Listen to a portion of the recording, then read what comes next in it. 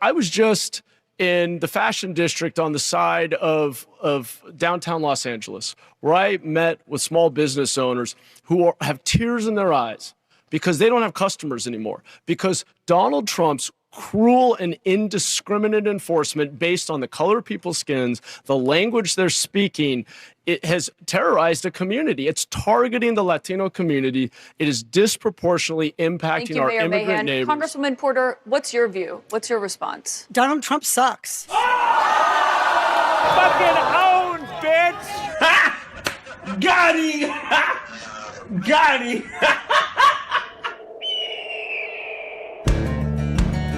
In this world, there's two kinds of people, my friend. Those with loaded guns and those who dig. Broadcasting from a Montana wilderness fortress at the headwaters of the Missouri, this is Matt Christiansen Live.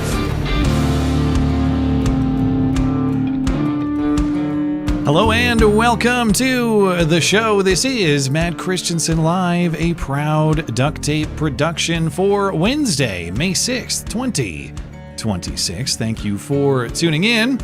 Joining us tonight for his usual monthly appearance is our friend Frank from quitefrankly.tv. This is where you find the show, live weeknights, 7 Eastern. Welcome back, my friend. Saddle up, partner. It's that time of the month again. I want to extend a big congratulations on behalf of everyone involved with my show and my audience, because I've known for a little while, and I wish I could have congratulated you earlier, but Frank's second baby is on the way, due in November, you said. Yes. Okay. And all I ask is for everybody, is whenever I get this news from any friend or loved one, just keep them with prayers. And that's all my family asks, is keep us in your prayers. Thank you so much. Well, we extend our congratulations, our hope, our prayers. It's great to see your family growing. And as we were discussing before live on my channels, parenthood is its own joy, but seeing your children interact as siblings is a whole new layer to the game. And I look forward to you experiencing that. Do you know if it's a boy or a girl yet? It's a girl. It's another. I'm girl surrounded. Dad Frank. All right. Oh, I know. Girl Oh, dad man. Frank. Well, yeah. So you're going to have like a decade of teen girl in the house. More than that, maybe. It's going to be a long time of absolute It'll be a long chaos. time. There's going to be. I just can't wait to hear to see. I don't care how many of them there are. They think that they're going to outwit me. I don't care how many. I can't wait to hear all the impressions they do of dad. I can't wait. I know it's coming, but it doesn't have to be that confrontational. I think I'm a pretty cool guy, but I can't contest like compete with estrogen, like purest estrogen. I can't compete with that, but I'll try. I hope we will one day have a daughter, because I would love to have the experience of both. But I imagine if I am graced with a daughter in the future, there will be a lot of go talk to your mother as far as my guidance. We'll see how that goes. Somebody in the chat room says he's going to be threatening a lot of teen boys. And yeah, listen, it's the one thing I am sick to my stomach about. And that's why I'm just hoping that all of my best efforts can turn into a really good moral compass. Well, you got like 10 years to prepare. So if you start now, you should be in good shape. But we will get into all the week's news for discussion. We'll get into, there's supposedly another Iran peace deal. Again, we'll touch on that. The candidates for California governor debated on CNN last night. Complete clown show, highly entertaining. Indiana Republicans who opposed redistricting, a lot of them got primaried out. And I got to get Frank's take on the JP Morgan sex slave lawsuit, because I know you talked about that. I assume you've seen the newer updates that have come out the last couple of days. There's more accusations. It's even deeper than originally alleged. Yeah. We got into it on our Sunday show a little bit. Yeah, absolutely. But, okay, we'll get into that in a moment. Later in the show, Joshy and Batman will join. We'll take calls, voicemails, emails. If you'd like to call the show live, you can do that through the Discord server. Linked in the description, there are instructions and help available on the server. If you'd like to leave a voicemail, you can call the number in the description as well, or send a text message. We'll get into those later in the show. Before we get into those topics, Frank, I don't know if you saw what broke just before live. Are you still talking about Jeffrey Epstein? No, what happened? There's a supposed Epstein suicide note out. And this released by a federal judge. This is not a bit. It's a real thing. Released by a federal judge at the request or a records request of the New York Times. Now, I got confused. I feel stupid because I didn't recall there was a first suicide attempt that was unsuccessful in July. Yeah. Okay. This is what was supposedly found in the cell for the first unsuccessful suicide attempt a couple weeks before depending on who you believe, the successful one in August. Now, it's hard to read, but what it says is they investigated me for a month, found nothing. So 16-year-old charges resubmitted. It is a treat to be able to choose one's time to say goodbye. What you want me to do? Bust out crying. No fun, but worth it. This, I guess, is a photocopy of it. Now, come on, man. Come on. Wait. This is supposed to be. I remember he got roughed up or something like that prior to his death. I think this might be the same incident. There was some kind of fight in it. Yeah, he was. What I thought. Oh, so I guess I should retract what I said before about knowing about his second suicide attempt. I thought that prior to the quote unquote suicide success, there was a time when he was roughed up pretty bad with this guy just from like Mayapack or from like Mohegan Lake, New York or something like that. A former cop that he was was all roided out and shit like that. And he got beat up by somebody. What this reporting says is he had a failed suicide attempt, allegedly writes this note, discovered by his cellmate, a former New York City police officer named Nicholas Tartaglione. Yeah, that's him. Immediately after the incident, Epstein said he was attacked by Tartaglione, but later told investigators he did not know what occurred and did not want to talk about how he had sustained these injuries that were on his neck, apparently. This according to the DOJ. So the DOJ is saying that whereas the Nicholas Tartaglione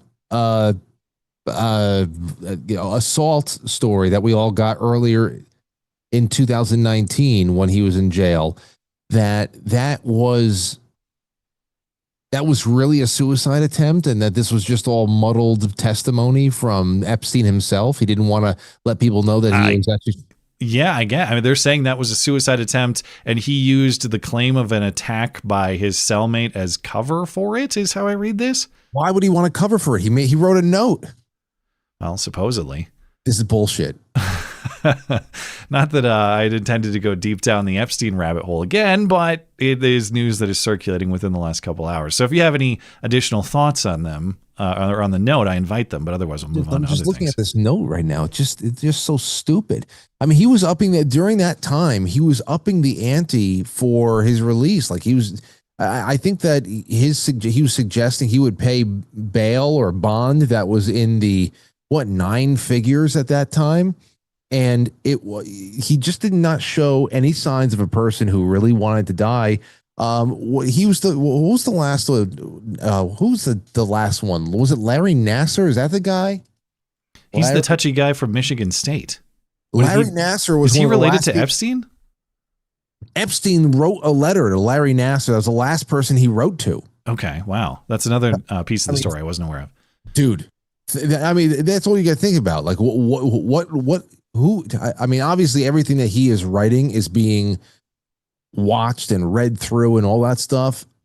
So all of the correspondence he had, his fighting like hell to get out, offering up hundreds of millions of dollars to get out. This is not a guy who wanted to kill himself, and this just looks so stupid.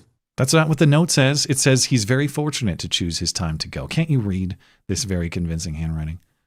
Yeah, it sounds like a guy just filled with gratitude. Anyway. All right. I got a bunch of stuff that we could talk about. I don't know if you want to get back into. Last time you were on the show, we wasted about half of your appearance listening to the president giving a speech about Iran, and it ended up being nothing. So we could talk a little more Iran if you want. Or we got the JP Morgan lawsuit.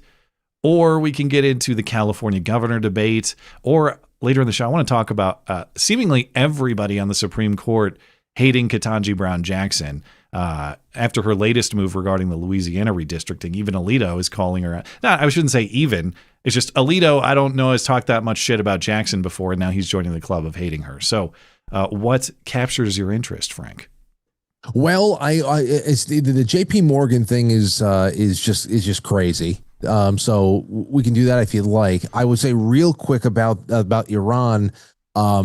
All I really read today that was interesting and also not surprising was, some people are starting to point out all of the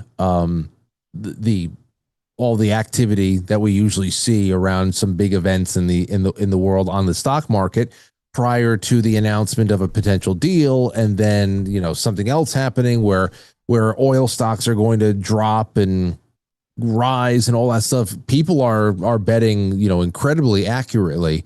Whales too. I think the first bet was that like $920 million short. That was just a couple of hours before the Axios reported that there was going to be a potential peace deal this morning around 4:00 in the morning. So we saw people bet with incredible accuracy about the Venezuela raid on Polymarket in January. So some a little too accurately, apparently. Yeah. So I think that's interesting. But other than that, is the California race, is that the one with Spencer Pratt in that? Because no, that's LA. This is just the people running. That's LA mayor. This is just the people running for governor. Mostly it's a Katie Porter clown show. If you remember the former congressman or congresswoman from, I think Orange County is where she represented. Plenty of back and forth there. Now, but there is a little bit of interest in terms of the Democrats being a total mess and the outside chance of two Republicans being on the fall ballot, because remember, California is a jungle primary, so it's everybody against everybody, top two candidates advance, and Democrats, even though they kicked Swalwell out for being too rapey, have not united behind a candidate. So if they don't get their act together, you possibly have two Republicans on the fall ticket, which would be, or the fall ballot, which would be hilarious. Probably not likely, but remains a possibility. Yes. Okay. Got you. And then when you said Katie Porter, I thought you meant Katie Hill. You remember her? Was she yeah, this is Katie Porter. Katie Hill, is she the one who had a sex tape or something?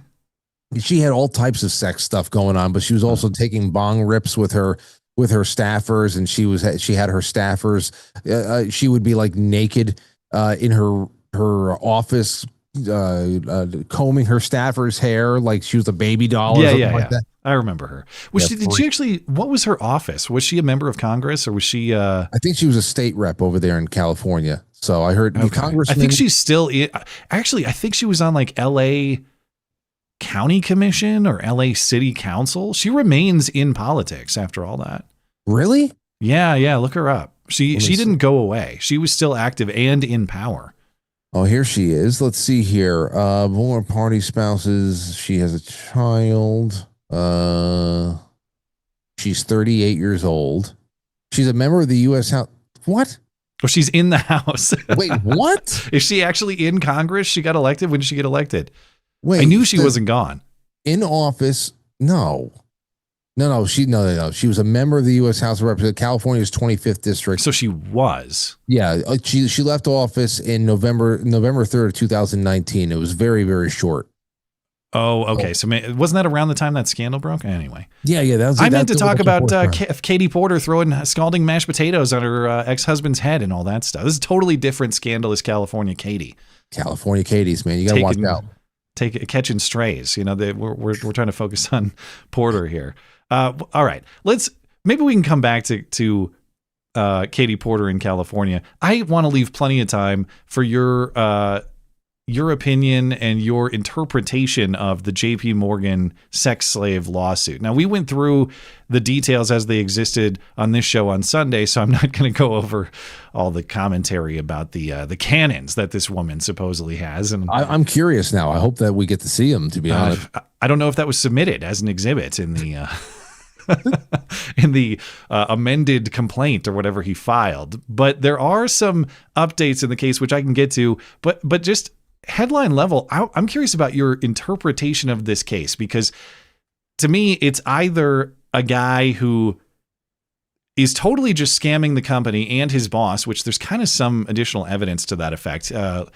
to explain what I'm referencing, it's now come out that he faked his dad's death at work to get like 3 months paid leave. So he looks like he's doing scammy stuff. Or did these two actually have some sort of extramarital affair and he's covering his tracks and trying to get rich while he does this? What do you think is going on here? I don't think that she would. I can't see how she would want him unless she really was into that whole, like, dominating the brown boy. She keeps calling him brown boy. Yeah, my little brown boy. Yeah. But he looks like Wood. He looks like Indian Woody from Toy Story. And I don't believe so. There's just so much of this. I don't believe. I think it just might be a lot of just sick, twisted. Anybody that's going to say my father died, I need some bereavement. And then for New York Post to actually go, I think the father and the mother are still alive. I think they live in New Jersey or something like that. And when they look at that line right there, they went to go to the father's house. The Post reached him on Sunday at the family's $1.7 million home in Vienna, Virginia. Yeah. So he comes from money too. And the other thing there too is, from what I've heard, is that JP Morgan seemed prepared to give him $1 million to settle it, to make him go away. And he said no. I guess he wanted more. He really shot himself in the foot. He wanted 12. He originally came with, he asked for 20. They said, how's one? And he said, how about 11.75? And that was rejected. So then he went public. Then he went to court. It's just incredible. And I was talking to Megan Fox about this the other night, because I asked her, so listen, with this level of, let's say this is all bullshit, because it just feels like that to me. What kind of jail time is he looking at? And what she said is that it's a pretty good chance that he can get away with no jail time, even though he'd become a professional pariah from here on in, and it'd be very hard for him to pick up any meaningful work here on in, because of not only how he's a danger to colleagues, but also the company. He's obviously trying to extort a company that hired him. But because this is all being learned about, I don't know who broke the story, but it's not like it's libel. You can go and you can file whatever you want in court.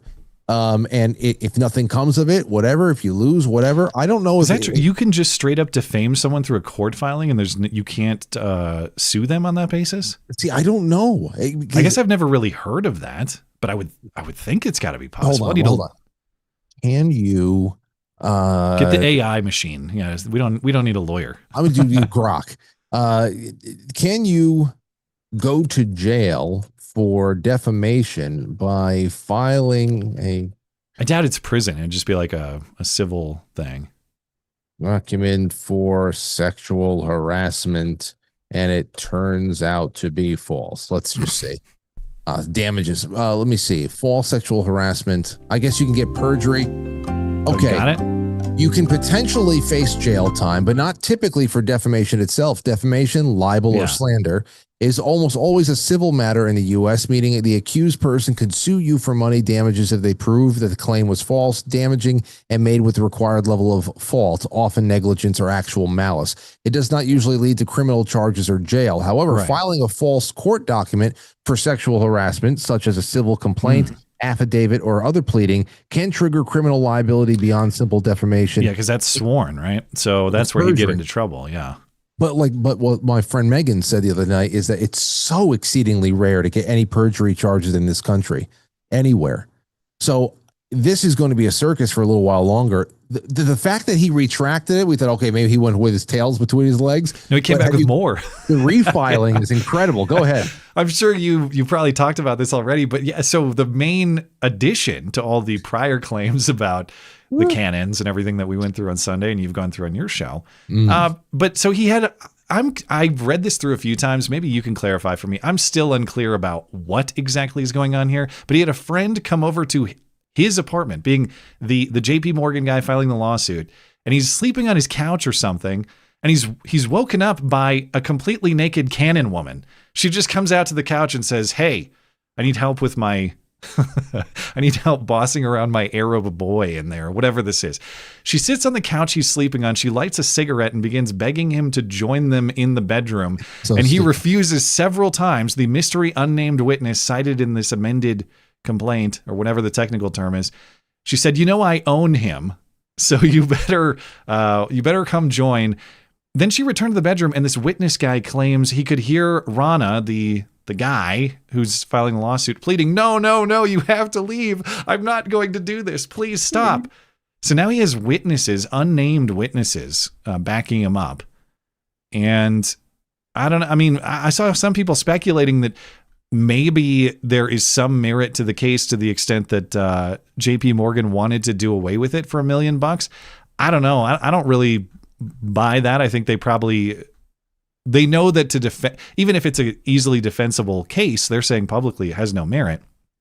Maybe they've just out of it and not to have to pay their lawyers to actually go defend in court. I still, until there's another person willing to describe on the record what happened, I don't buy this for a second. It's some kind of scam. I just don't know what kind of scam. It's a very interesting one. Yeah, I don't know. I think it's just one of those situations where at this point he's dug himself a hole and he's in a feedback loop of lies where he needs to be able to generate more supporting lies in order to, I don't know, he has to understand that he's just buying himself time. He's going to have to pay the piper. If he ever admits to it, I don't know, but he's going to have to pay the piper, whether it's civil or whatever. But the thing is, there's other things in there too I thought were crazy. The threesome. First of all, how the fuck did she get into the house? Was she a gremlin? She lives there and has him tied down and whips him or something. I don't. She's the boss. He's married though. He's married. Right. There's the fish head wife. You're right. The fish head wife with the small. You wish your fish head wife had cannons like these. And then when you're right. Said, where is Miss Fishhead in this scenario? I didn't think of that. I don't know. And the fact that she's forcing this, she looks like a small chick. She looks like, I don't know, maybe she's curvy.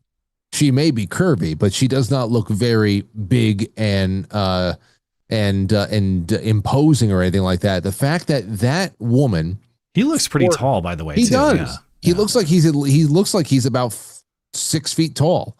But the fact that woman forced him to take Viagra is hilarious. That's what we were talking about on Sunday. I don't even understand, not to get too graphic, but when you're talking about forcibly providing services in the way alleged, what are you tied down? Kick her in the face. How does that even happen? I guess he's saying that I was administered drugs against my will, but he's still, whatever the drugs were, as far as I've seen, they aren't specified beyond Viagra, like you said, some drugs that knocked him out or something. How does that? He's able to describe the situation with what he just he characterizes as an accurate recollection. So what did the drugs disable him, but he can still remember what happens? I have no idea what he's talking about. Viagra doesn't disable you. Well, didn't he allege date rape drugs though, not just Viagra? Oh, I didn't see that part. Yeah, he alleged some kind of knockout type drug, but he still remembers everything that happens. I saw other parts there where she was relentlessly blowing him. Yes. And that's what I don't understand. she would not relent. She continued to blow him and mercilessly. He cried during it. So he was not knocked out. Me, please. He's the only. And then she said something like, doesn't taste like curry. Right. She said, this is ridiculous. I'm very angry that you're not able to sustain, as she complained, but at least you don't taste like curry. She had a lot of great lines, this woman. She seems like she could have a good career in comedy or something like that. Look, that's the thing.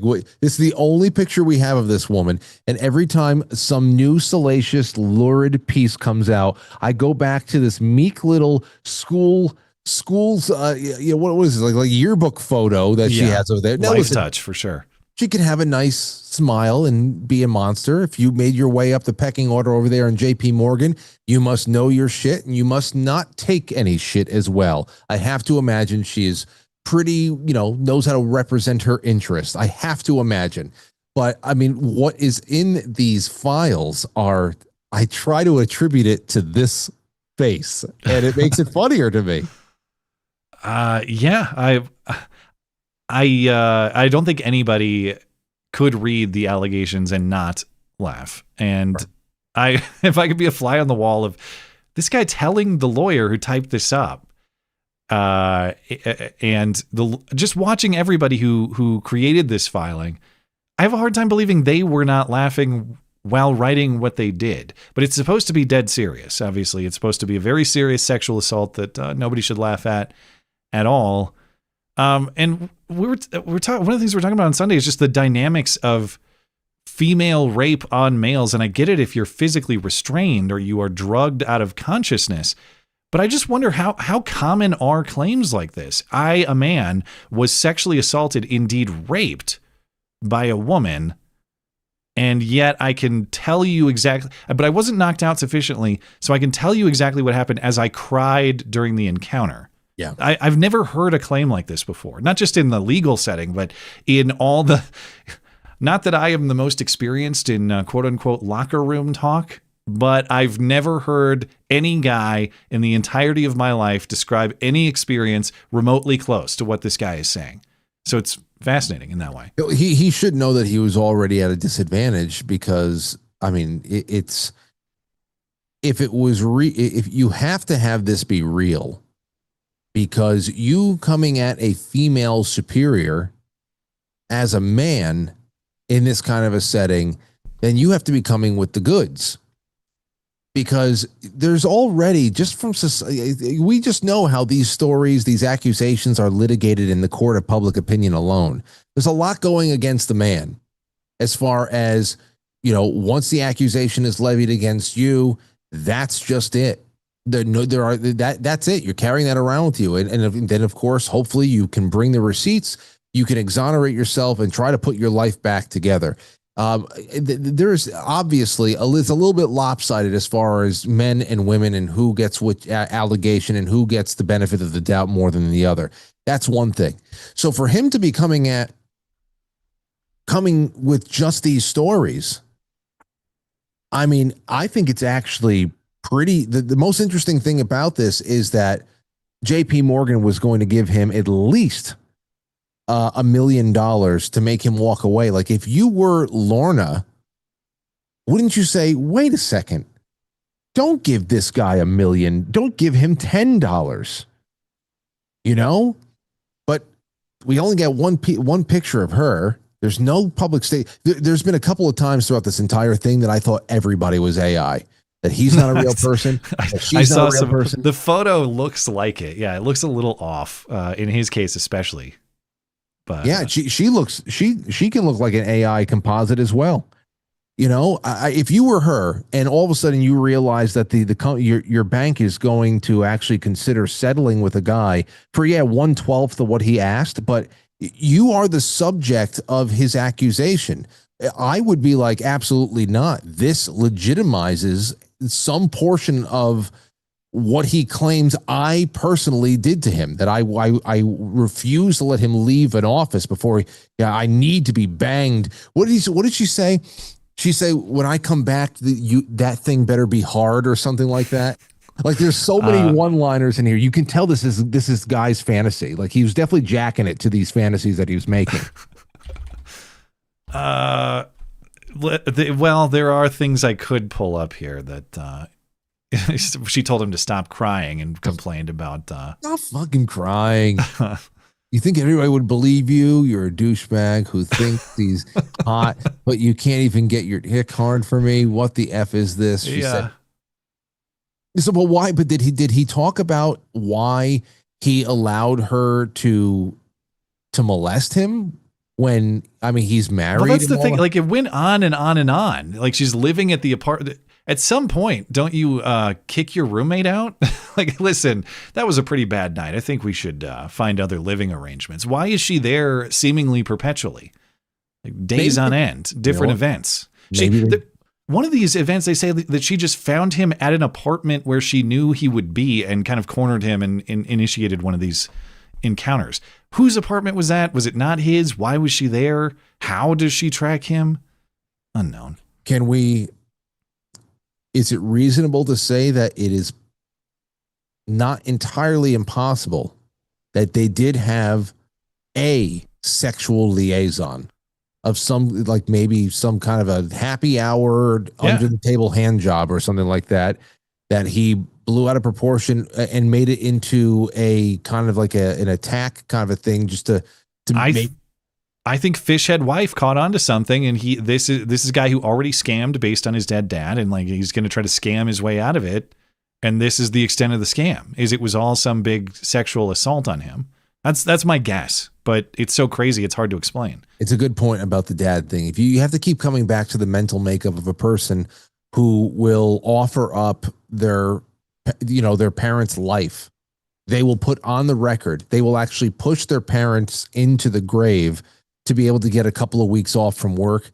You can't discount that as almost like a character witness point. You can't, that's ridiculous.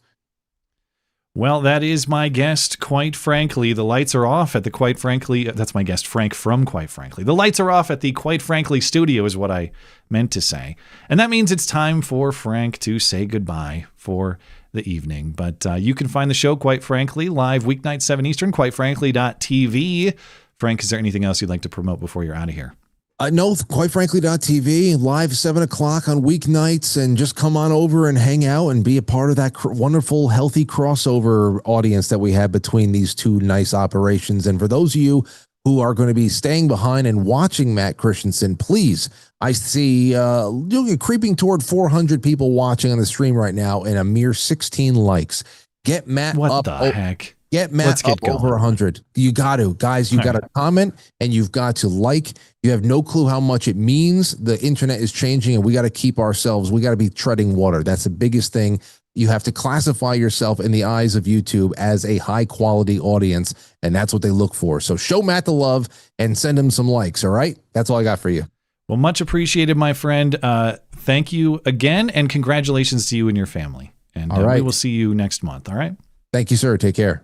There we goes, quitefrankly.tv for all things Quite Frankly. I'm going to go get Joshy and Batman. We got plenty more to come. We're going to get into the California governor debate, talk about these Indiana Republicans. Of course, we got your calls, your emails.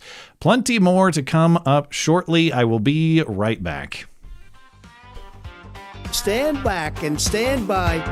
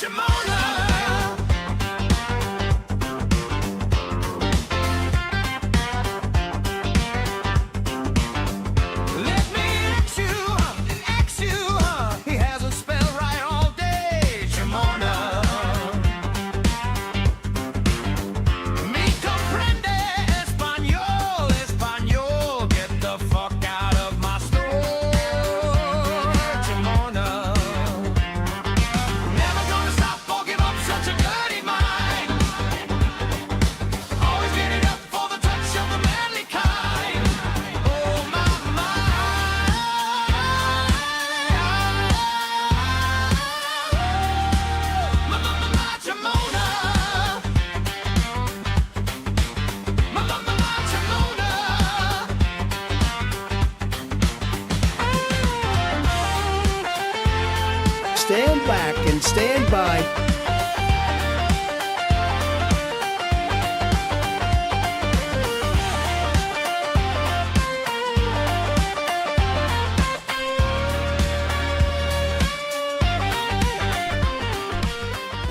All right. Hello, Batman.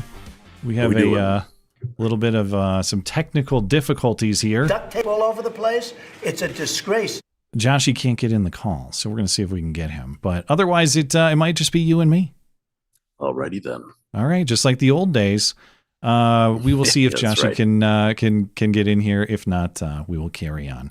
But I want to get into the California governor's debate. Did you have a chance to see any of that clown show last No, night? actually, I haven't had the chance. Well, there were 7 candidates who took the CNN stage for the gubernatorial debate in California. Gavin Newsom is leaving office, and let's see what Joshy says. Hold on.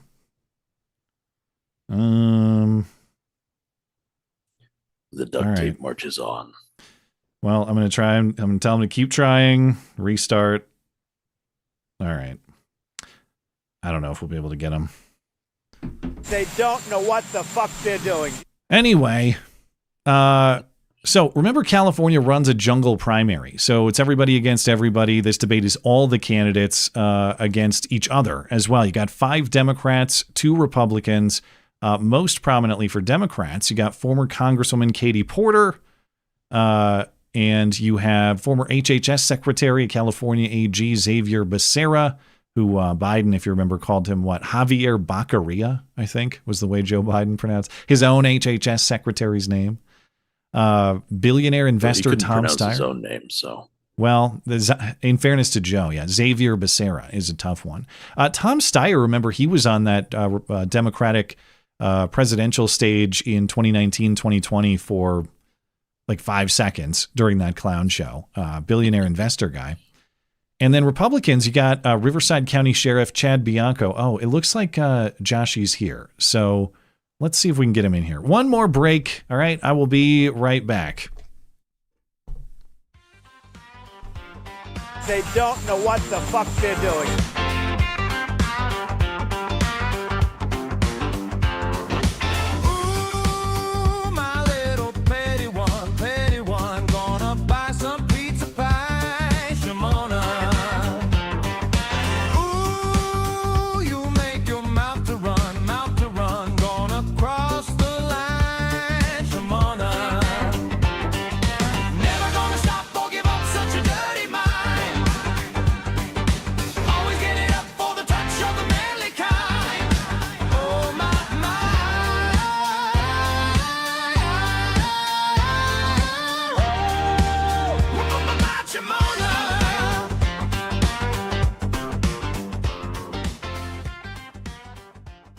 All right, I think we got it. Everybody's here?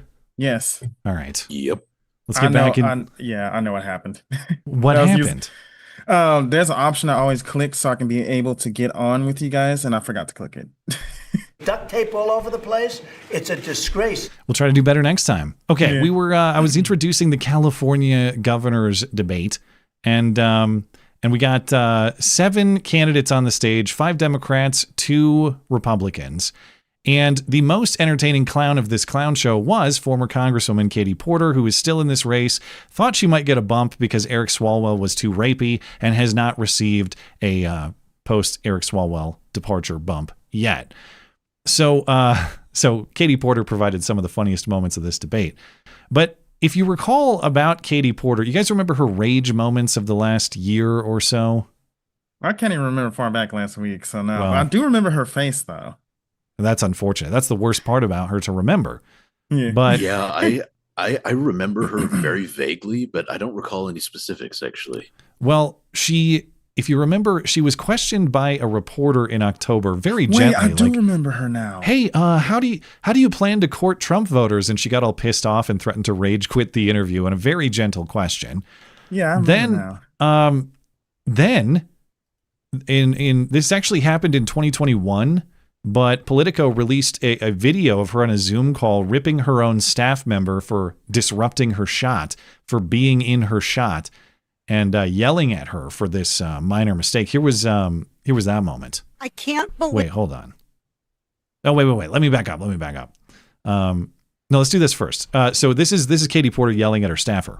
If we don't electrify our transportation sector, that we're going to lose more than 500,000 Californians dying prematurely to air pollution and other problems. And the state could lose. Get out of my fucking shot. I wanted to tell you that that's actually incorrect. It's not that it's electric vehicles. It's that if we don't meet the commitments under the Paris Climate Accord. Okay, it does. Okay, you also were in my shot before that. Stay out of my shot. Okay, I'm going to start again with electric vehicles saving us money. That's a huge bitch. And people forget, because she was such a huge bitch, that what she was saying was nonsensical. If we don't convert to electric vehicles, what did she say? Like 500,000 Californians are going to die from pollution or something? Okay. So because she is such a huge bitch, everyone was going after her for being a huge bitch, including the moderator, Caitlin Collins from CNN. And so Katie Porter was put on the defensive to explain all the bitchy things she's done, which, by the way, also include dumping scalding hot potatoes on her ex-husband's head, according to a divorce filing from 2013. Okay. Now, these potatoes, were they mashed or mashed potatoes? Oh, okay. Thank you for clarifying. Yes, scalding hot mashed potatoes. Why so is really, like every Democrat an abuser of some kind? Yeah, because they come from an abusive party. It seems like it does run in the tradition. They're a bunch of jackasses. Come on. So Katie Porter is having to defend her temperament on stage, and she decides to. Now, in fairness to her, she did take responsibility and said she's made mistakes, but she wants to deflect responsibility to all the men on the stage as well. And she's tried this "I'm speaking" Kamala bit before. She didn't say "I'm speaking" last night, but she did call out the men on the stage, especially the Republican men, for interrupting her. And when they clarified, you also interrupt, she tells Riverside County Sheriff Chad Bianco to cowboy up, because interrupting doesn't really matter, actually, or only if you interrupt her. I can't believe that on a stage with 30 minutes of interrupting and bickering and name calling and shouting and disrespect for everyone up here who's stepping into public service, that anyone wants to talk about my temperament. You were actually interrupting them too. I don't know why you want to act like you weren't. Oh, cowboy Steve and I sat here smiling at each other because we're just watching you all prove to everyone why they can't vote for a Democrat. The American people are tired of women. So if someone interrupts her, they're a terrible bully with bad temperament. If she interrupts, it's because she's a strong girl boss and everyone else is too weak, and they need to cowboy up. Yeah, I watched a lot of online debates, and this is exactly how debates function. People call each other names, people interrupt each other all the time. And especially for women, it's like if they get interrupted, if they get called names, they just harp on that over and over. But it's totally fine when they do it. Now, bizarrely, Katie Porter is trying to embrace this as a not a liability, but an asset. I shouldn't say bizarrely. I get the strategy. You're trying to own your mistake and you're trying to minimize it with comedy. Problem is, it's not funny. And it just encourages people to go Google that time you were a huge bitch. So Katie Porter releases a new campaign ad, and she's talking about how she's just a normal, relatable person. And at the end, she reminds everyone, also, go look up that time I couldn't control my rage. I'm Katie Porter, and I'm not like most people who run for governor. I actually get what you're going through. A single mom of 3 kids, I know what it's like to push the shopping cart. My minivan has almost 200,000 miles. I have a grown kid who may soon be living on my couch. To give Californians what they need, it's going to take standing up to Donald Trump, calling out greedy corporations, and stepping on some toes along the way. Now, could you guys please get out of my shot? Okay, so remember that time I was really mean to my staffer and told her to get the fuck out of my shop. Remember when I was a colossal bitch to my staffer who actually tried to help me? Yes. Now, it wasn't just the fact that she makes callbacks to her own campaign mistakes, her own rage moments. What she said throws her own kid under the bus. Yeah, that was kind of weird. I have a kid who's going to be a bum at my house too, just like the rest of you. Whatever she said. I'm going to make him hold up a sign that says free laundry. He can really lean into the bit. To be fair, though, that's how a lot of bums over there in California operate. I want clarification too. Can someone find out if she in fact drives a minivan with 200,000 miles on it? I don't believe that. Hell no. Well, maybe she has one, but she actually drives around on the taxpayer-funded Escalade, right? Yeah, I would assume. So it's not just what she said about her own background and her own rage tendencies. What she said about policy was crazy too. She said straight up, yes, we should have taxpayers pay for healthcare for illegal immigrants. Congresswoman Porter, your thoughts on the idea of funding healthcare for undocumented immigrants statewide? Yes. Yes, and that's, by the way, what I think Californians deserve as answers to these questions, Alex. And for critics who say that we can't afford it, what do you... Are you laughing? They deserve that commentary. That's what they deserve to have their money stolen from them and given to gang members who shoot their families. It is what they vote for. Yeah. The problem is the rest of us are hooked in too. It is exactly what they vote for. So maybe they do deserve that. The problem, but through Medicare and Medicaid and all the rest, they're going to end up taking our money, even if they deserve it, which is a hilarious thing to say. Like, it's bizarre to. It's weird to think that in our country, someone would say, yes, you should have your money extracted to pay for healthcare for people who have no right to be here. And that's what you deserve. And they mean it as a good thing. It's a strange experience that that's the state of our country right now. Well, half the voters are stupid. So, yeah. I guess. Or most of them are illegals. Just said the quiet part out loud. Yeah. They've been saying the quiet part out loud all the time. And those stupid people will still vote for them. Katie Porter did have a great dunk, though. She really dunked on Trump. The other guy, the San Jose mayor, was talking about how intimidating and how damaging ICE and immigration enforcement has been in the San Jose area. No, he was talking about when he was in LA. Actually, he saw the effects of it.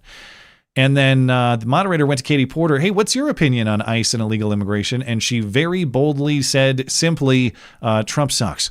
I was just in the fashion district on the side of downtown Los Angeles, where I met with small business owners who have tears in their eyes because they don't have customers anymore, because Donald Trump's cruel and indiscriminate enforcement based on the color of people's skins, the language they're speaking, it has terrorized a community. It's targeting the Latino community. It is disproportionately impacting our immigrant neighbors. Congresswoman Porter, what's your view? What's your response? Donald Trump sucks. That's uncalled for. Very original. Devastating blow. It's always Trump's fault. And they never come up with their solution is just shit either way. Said the woman who looks like she could be perfectly cast in a remake of The Wizard of Oz as the Wicked Witch.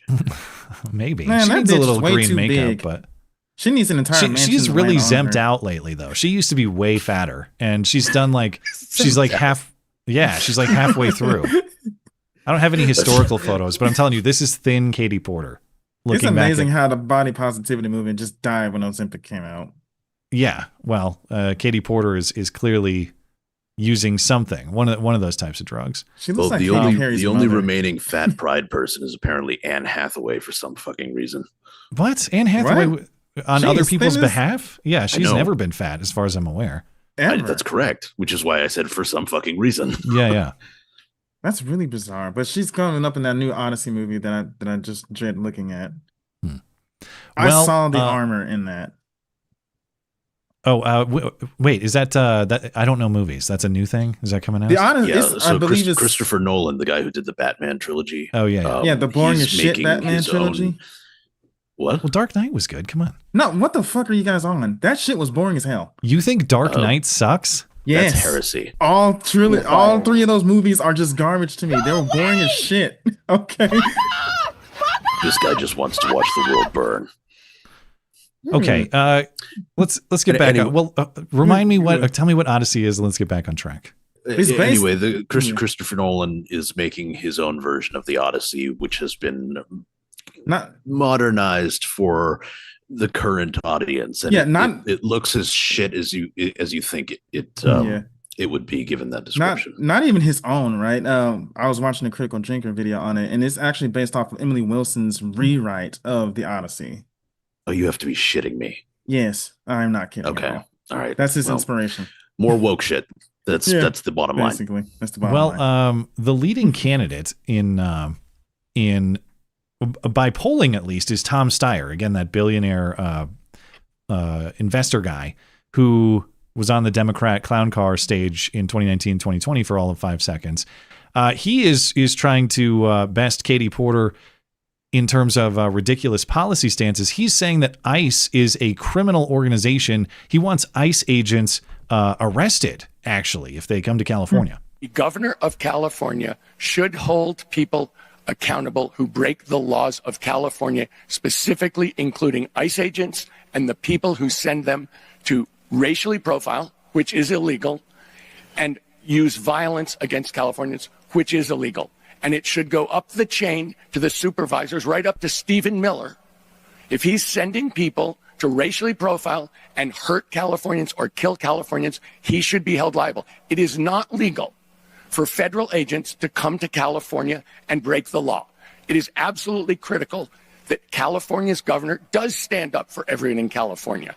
That, in fact, ICE, to me, is a criminal operation. I've said all along, we should abolish ICE. It's breaking the law. It is coming here deliberately to break the law. Look at this fat. There's not a bunch of rebels just trying to one-up each other. Yeah. Point of fact, it's fully legal to conduct immigration enforcement in any state. That is, what being a member of the United States means.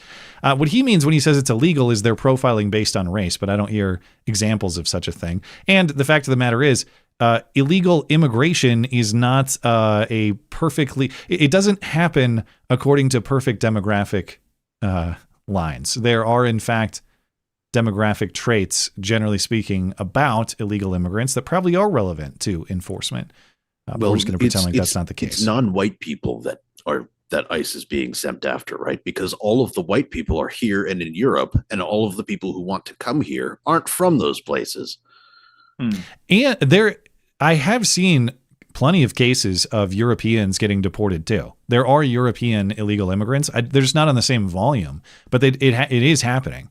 There was a high-profile case of an English guy here in Montana who was getting deported, and there was some sob story about how he set up a family and same sort of thing. It just his name's not Gomez or something like that, but it was the same sort of situation. He was getting deported too. 46 or some 46-letter unpronounceable African name. Right? Yeah.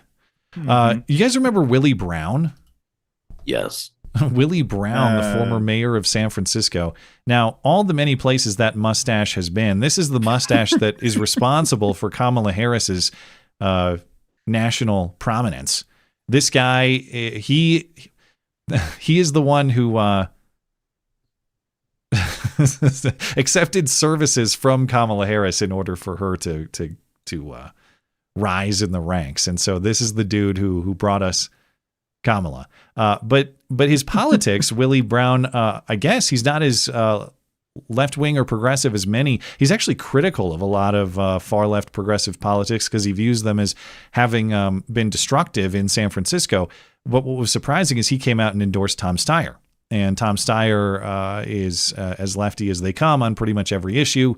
Willie Brown, I guess, is going to go with that. Now, Katie Porter actually tried to get the Willie Brown endorsement, but I guess Katie Porter, even as zemped out as she is, was not satisfactory to Willie Brown, who has now shaved the mustache. But Katie Porter could not convince him, despite her best efforts. I don't know if he got scalding potatoes on him for endorsing another candidate or not. I say, without the mustache, he looks like a mannequin. They all look like mannequins. Real weird. Something looks very wax figure about him. I think it's just the perspective too, because look how huge his hands look relative to his head. Could be camera lens or something like that. Yeah, maybe. Anyway, primary is now a month away, June 2nd. Current polling has Steve Hilton, the conservative commentator leading the field, 18.5%, then Steyer at 16%, then Bianco at 13%. Xavier Becerra, Javier Baccaria, Jose Diarrhea, all the way down at 10%. And then there's Katie Porter, 9%. Not even California Democrats like Katie Porter. She still won't go away. And remember, the interesting thing here is if Hilton and Bianco finish top two in that primary a month from now, you would have a ballot in California for governor in the fall, which would have 2 Republicans on it, which would be hilarious. But Democrats are not going to allow that. They're going to have to aggregate. They're going to, come on. They're going to cheat. They will. These candidates are going to have to consolidate. So I imagine they're going to get that going very soon. And for some reason, Jose Diarrhea has had a huge surge in the poly market odds. Wait. That's Jose Diarrhea? Javier Baccaria. Xavier Becerra. Yeah. Well, however Joe Biden says it. But he's all the way up at almost 50% odds. So for whatever the betting market likes about him, they think he's going to be the guy. He's not polling super strongly yet, although maybe the polling's outdated. They think everybody's going to get behind Jose Diarrhea, and he's going to be your next governor of California. Look at the odds for Katie Porter. 1%. Very sad. All right. That's what happened when you dump potatoes on people. I guess so. Tell people to get on your shot. Yeah. We're running out of time before the top of the hour, but one other thing I did want to mention, you guys see what happened to Republicans who opposed Trump's redistricting plan in Indiana. A lot of them got ousted last night. So if you recall back at the end of last year, there was a move to try to redistrict Indiana because, of course, that is a very red state. They have 9 congressional seats. 2 of them currently belong to Democrats, one in Gary, one in Indianapolis. And there was a move to use the power in the Indiana state legislature. That Senate is 40 of 50 members Republican, to redraw the districts to make it 9 Republican congressional seats from Indiana, not 7-2. And 21 members of the GOP in that state Senate opposed that, and it never happened. And so Democrats retained 2 seats in Indiana, despite it being a very red state. So Trump had promised to primary these state senators responsible for that. And last night that came into effect. You had a bunch of money that was dumped into, I think they targeted something like 8 of these seats. They flipped 5 of them. There remains 1 that is too close to call. You have an incumbent leading a primary challenger by 3 votes as of earlier today. So who knows how that one is going to go. But the general takeaway or discussion here, I mean, for all the shakiness this year, Trump obviously still has a very firm grip on the Republican Party. You know, defy him, pay a price. These people did. But the question remains, how strong is Trump's influence or even reverse influence on independents and swing voters? And for as much control as I think Trump retains of the party, you have to wonder, I think, how much of that is an achievement or how much of that is just what should be expectation.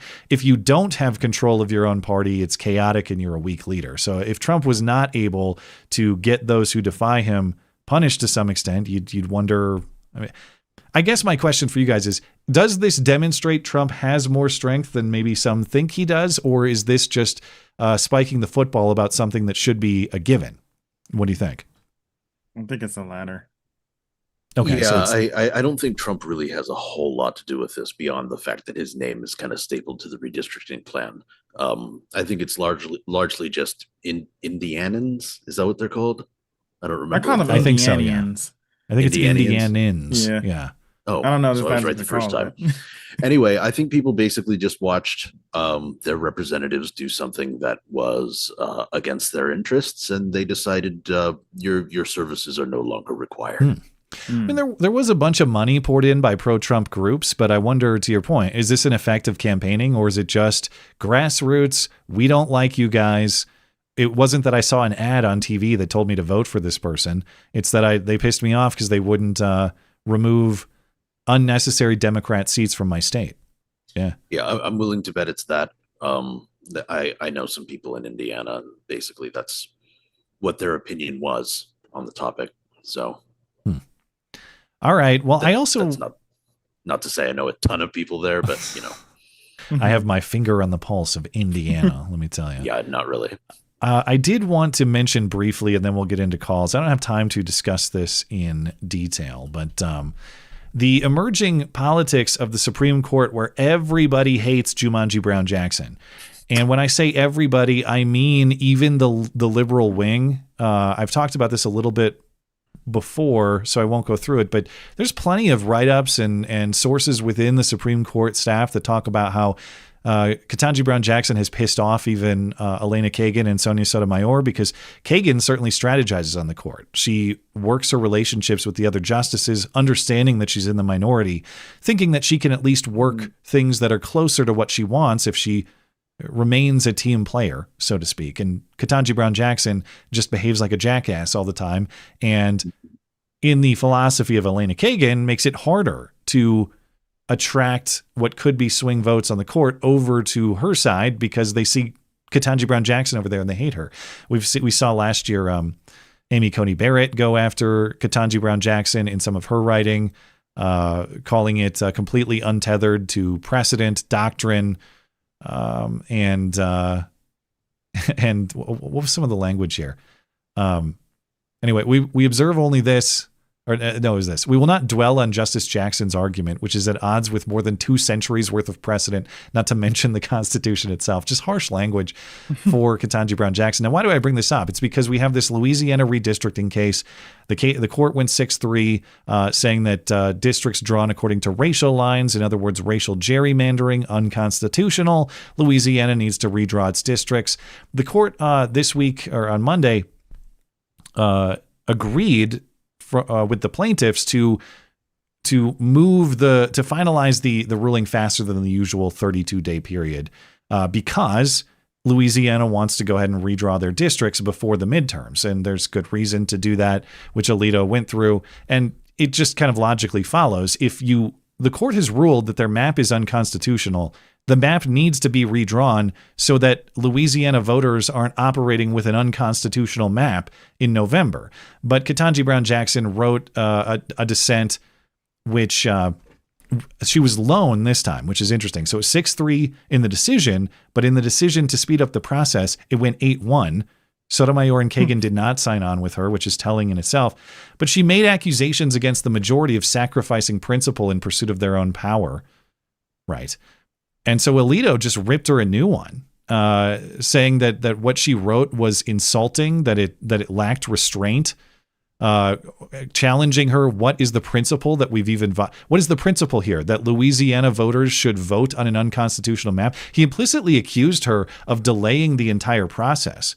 He didn't say this, but if you read between the lines, he is saying that the decision, the publication of the decision itself, was in part due to delays from the dissent, implicitly Ketanji Brown Jackson herself, and that Ketanji Brown Jackson is playing politics with the release of the decision in the hopes that the effect of the decision will be pushed beyond the midterms. So add Alito to the rest of the club on the Supreme Court who can't stand this woman. Not that he would be inclined to like her ideologically, but again, the court, you look back to the Scalia years, there have been friendships across ideology on the court for a long time. It appears that the off-puttingness of Ketanji Brown Jackson pisses off her ideological friends and enemies alike.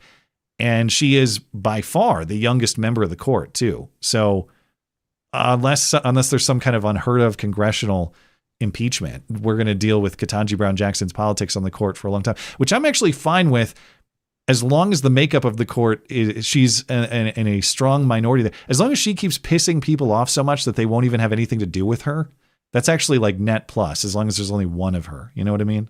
Yeah. Yeah. I mean, I actually, in a way, I actually kind of feel bad for Kagan at this point, which is not a sentence I think I thought I would ever say. Yeah. But I mean, if you're, say, for example, you do yards for a living and you work with 2 other people, and then you go to somebody's house, you go to a client, and then one of your coworkers chimps out and makes you look horrible, you're going to hate that fucker. You're doing it too. We had a see out moment on Sunday, and now I got one on Wednesday. All right. Hey, look, I'm present, so it's approved. Okay, fine. You give us a license. You hear that, YouTube people? It's fine. Okay, we have to. I didn't realize that was a frowned upon thing. I apologize. No, I think you can say gorilla out or orangutan out, but not chimp out. You can't. Yeah, say for some reason, chimps are excluded from this, which is speciesist. All right, we got to get to calls. Before we do, hey, have you considered joining the MC Club? Well, you should, and here's why. Hey, if you enjoy the show, please consider supporting the show by becoming a member of the MC Club. For as little as $1 a month, you will enjoy a series of exclusive perks, including ad-free videos and podcasts, video calls, and a community Discord server with me and other listeners, loot box giveaways with channel merchandise, your name in the credit roll after videos and streams, and much more. But most importantly, you will help keep the Duct Tape production alive and independent from all those sinister forces of control. Join the MC Club at mattchristiansenmedia.com/support. Linked in the description.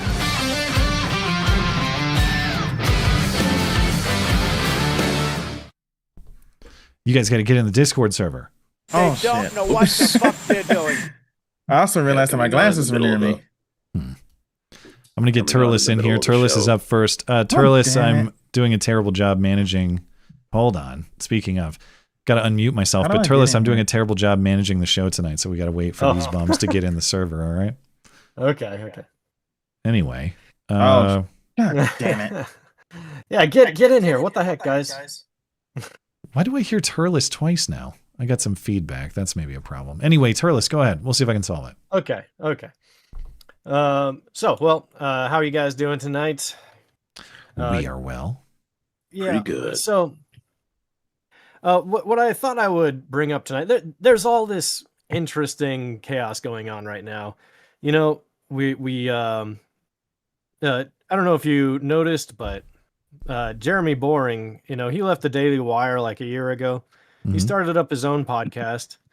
And so he's been running some shows, and I was listening to his broadcast today, and they were talking about kind of the changing media environment and how much things have shifted. Basically, thanks to the mainstream media blowing up their own credibility, you know, there's been an explosion of alternative media, obviously. And it's become actually a fairly crowded space, you know. And so what has come along with that, and I kind of, you know, sometimes I'll post a thing or two I see on the Discord channel about how, like, you know, something insane that Candace Owens or Nick Fuentes or whoever the heck is, whatever they're saying right now. And I'm not really going to talk too much about that. I just wanted to kind of, you know, further the observation that the media landscape has changed, and there are a lot of people who are sort of consuming politics as entertainment to the extent that it's almost become sort of divorced from the facts, from reality. And, you know, there's not to butter you up too much, but there is a reason that there's a reason that I've been listening to this show for so many years now. Because one of the things that I see you doing is, you know, consistently going after the truth. You're looking for the actual facts, not necessarily just insinuations and rumor and the kinds of sensationalizing. This is what I really want to get at. In Indiana, we saw that Turning Point, which has been sort of maligned by some of these characters, actually got something done. They really helped out in primarying some ineffective Republicans. Oh, they were involved in that. I didn't know they were. Yep. Yeah. Okay. And so they were helpful in getting those guys booted. And so, you know, this is a serious organization. It actually gets things done. And there are really two types of commentator out there, not commentator, but like of political organization, I guess I should say. You know, there's the kind that is basically just the grifter class. They're out for their own gain. And there's the other kind that actually earnestly believes in something and tries to get something moving. We've seen this kind of split in the pro-life movement too. Some are really just chasing after donation dollars, and others actually believe in what is legitimately a noble cause in opposing abortion. So I wanted to encourage people to actually, you know, insofar as we can, take politics kind of seriously. Like it's entertaining, no doubt. And like you guys have just been talking about, there's a lot of funny stuff to talk about with regard to the gubernatorial race in California. So when people are out there choosing who to listen to and also connecting this to some kind of practical application. Like what do I actually do? Do I just listen to podcasts, or do I actually want to get involved and see political change of some kind? You have to be tethered to reality to some extent. You see what I'm saying? Well, thank you for the kind words. We love you. You're very special. I'm sure the efforts in Indiana were all some scheme by Turning Point to cover up the real truth about the assassination of Charlie Kirk. It all that's connects probably it. somehow. We just have to figure it out. But I appreciate that very much. And yeah, I would agree with your assessment. I'm not in the business of policing people's motives, at least publicly. I don't think that's my role on the internet to try to tell you like this person is clearly sincere and this person is clearly inauthentic and you should believe this person and not that person. But I certainly take your point that I don't think it requires amazing investigation skills to see that some people are not interested in the truth of anything. They're interested in a payday. They're interested in a dollar figure. They're interested in raising their own profile, their own fame. I don't say this to point fingers at any particular person. I'm actually not trying to implicitly accuse anybody. I am granting your point that there are different motives and we should be conscious or evaluating those things when we choose who we consume and who we enjoy. So I really appreciate the kind things you said about my production, and I hope that I can retain that trust. I would want the same. I would want the same scrutiny applied to me. I don't ever want whatever people think of me, whether you like my stupid bits or not, or what I talk about or not. If I were, it would be a devastating personal failure to me if people thought I was inauthentic, that I was some kind of fake presentation, that I didn't believe what I was saying, or I wasn't actually searching for the truth of what I'm talking about. So as long as that is the effect, then I will keep chugging along. And I appreciate what you said, man.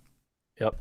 So my book for the week is Machiavelli, The Prince. Go read The Prince. Anybody who has it's been a long time. It's a good idea.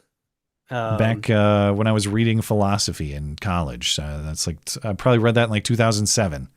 So I should probably read it again. I finally came across a book that you have read. I said, good. I've read some political philosophy, but reading for fun, I don't do much. Yeah, give it a read. All right. I'll talk Thank to you for the guys call, later. man. I appreciate it. I'll listen to the audiobook instead. You could do that. There's nothing wrong with that. But that's just how I best learn most of the time. It's just auditory. I listened, like I've referenced many times, I listened to Mere Christianity on a very long hike and mountain climb. And it was one of the best book consuming experiences I've ever had. I feel like I retained more by listening to it than by sitting down and reading. So I really appreciated that experience. You guys want to accuse anybody of grifting before we move on? I was going to point out, it is weird how all of a sudden a whole bunch of sort of like, I don't want to say mainstream, but you kind of get what I mean. Mainstream conservative podcasters and stuff like that suddenly wigged out at the same time. You got your Tucker and your Candace and Alex Jones, even to an extent. If by wigged out, do you mean like turned on Trump, or what's your definition of that? Gone crazy. Okay. Like they suddenly believe things that make no sense. And I didn't personally see any sign of that before, although Razor Fist apparently saw this like a decade ago. Because I'm not super, not that I'm not really tinfoily on people turning on Trump, because I've seen people say, isn't it weird that all these people turned on Trump at the same time?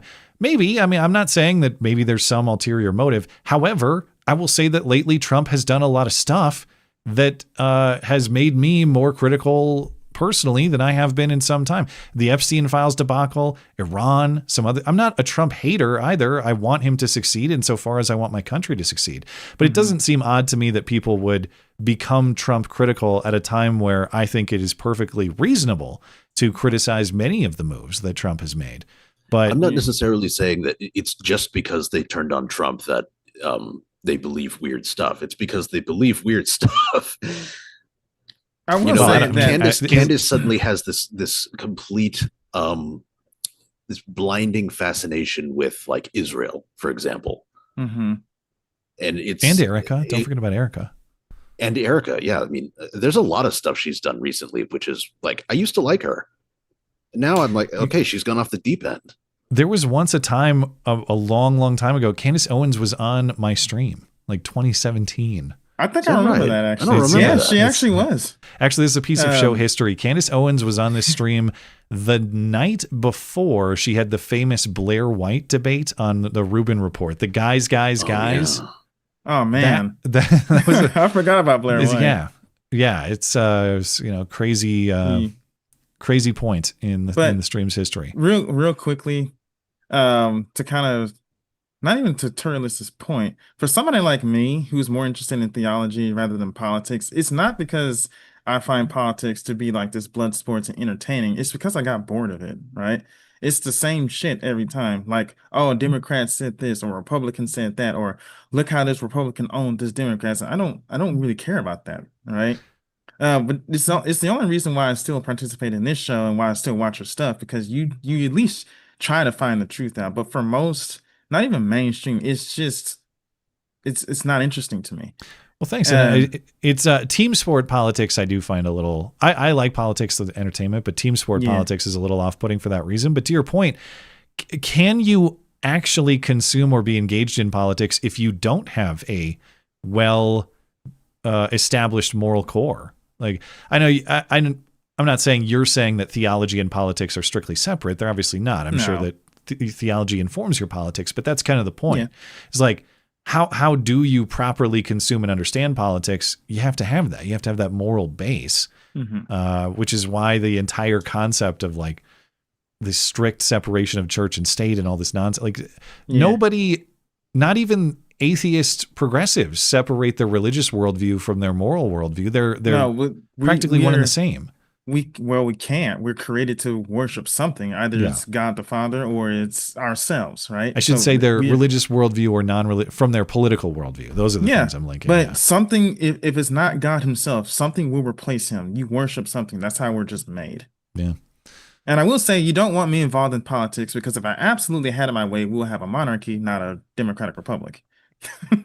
And I'd have to hear at every press conference, all right, you reporters can now ask me questions. And I'd have to say no. You can ask me questions or you'll get the axe. That was very good. You've been practicing. I appreciate that. But Tish. All right. Cody is up next. Cody, are you there? What up, Cody? Good evening. I'd like to grift for a local organization of mine. Sure. It's called the Purple Heart Tour. What these guys do, and this is also kind of a white pill moment for everybody here too, I guess.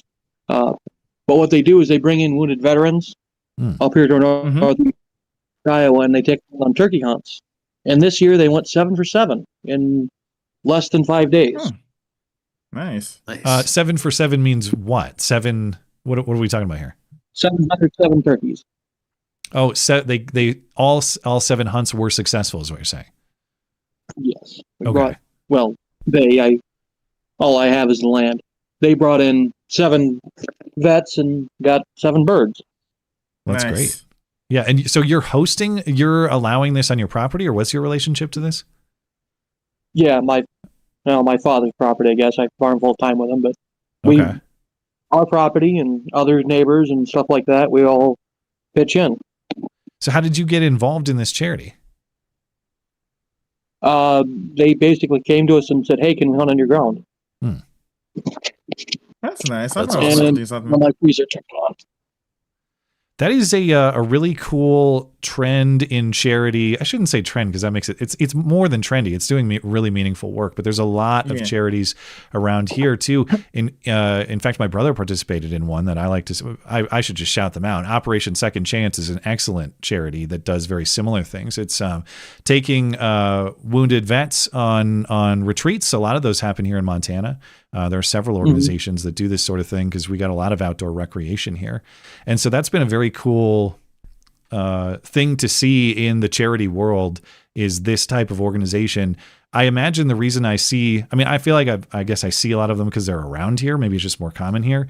But I also take that as an indicator that this area of charity is very successful. And so that's one that I'm glad to see succeeding because You know, it's nice for people like you to provide a place for those guys to relax, for those guys to build camaraderie, for those guys to have a good experience out in nature and forget about some of the things that they've dealt with. So thank you for being a part of that. It's really great. Yep. And they do provide, I guess I want to call it training, but that's not quite the right word. If other people are kind of interested in this, you can find their Facebook page, the Purple Heart Tour, and reach out to them. And they'll send you what they've done, and you can basically copy their homework. Cool. Right. Looking at you, Texas guys, take them down hog hunting. Oh, dude, it is a nightmare down there. Or over there, I should say. That stuff looks crazy when they do those helicopter hog hunts and stuff. Dude, they're everywhere. My boss showed me a lot of videos of just. How are there any left? I thought the hogs were like invasive or something. If there, when there's a dozen, there's 100 more. Huh? They just never breed ends that quickly. Yes. Or they actually supply. Having litters or from service to sowing out is 3 months, 3 days, 3 months, 3 weeks, 3 days, and 3 hours. In less than a year, kit or the little ones got ones on their way too. They just have all sorts of them. All right. It seems like eventually they'd shoot them all, but no, dude, it's terrible. Rabbits. They cause millions of dollars of damage to farmlands. It is a nightmare. It's like the iguana problem down in Florida. Well, I guess I don't know about that either. Does anybody do helicopter iguana shoots? No, they send dogs and shoot them and stuff, but they're just everywhere. Thank you, like Cody. over here, over my neck of the woods, we've been having problems with coyotes. Yeah, in Florida in the winter, the iguana problem is actually dangerous because as it gets colder, it goes beneath the iguana's threshold to stay conscious, and they'll just fall out of trees and knock people. It's like a brick falling out of the palm tree or something. Yeah. Thank you, Cody. Appreciate your call, and thank you for what you're doing for that charity. Purple Heart. Yep. Shout it out one more time. Purple Heart. What? Purple Heart Tour. Yeah. Purple Heart Tour. There we go. I'll look into it. Put it on my list of organizations to give to. Thanks, man. Yeah. You guys have a great night. You too, man. You as well. Okay. Last call is going to go to Egrin. Egrin, are you there? Egrin? Yeah. What's on your mind? Australia curling team has won on mixed doubles gold. What's going on? What do you mean gold? Gold in what? Mixed double curling team has made history again by curling. capturing. Yeah, the curling team. The sport that Canada cheats at. Wait, is that still going? You can fuck off. Yeah. No. Yeah, that's still going. It's not Olympics. It's something else. Like what? World Curling Championship or something? Yeah. Okay, I had no idea. Oh, okay. I've watched curling. Still part of the Winter Olympics game. I thought that was still going. Yeah, I can't understand hockey. I can't understand curling. Canadian sports. I don't get. I don't any of the ice things. I understand the racing. Hockey, all right, curling is like the most easiest game ever. It's basically whoever's closest to the center and how many pieces you got to the center. Yeah, but they do the sweeping, scrubbing thing, and I don't know. Oh, that's all just melting the ice. So you want it to slow down, but also speed up it when you want it. Yeah, so it's like ice darts, but you can manipulate the air while the dart travels. Yeah, exactly. Yeah, something like that. And briefly, just Canada Zones.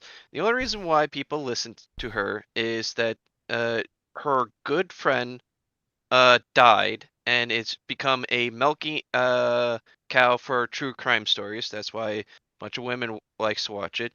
The reason why she is all about the Jews is because she was part of the Daily Wire, and she probably was pissed off about her contract after Crowder looked at the $50 million contract that was being made. So she was probably just looked at that to be another grift, and a lot of people find that to be troubling.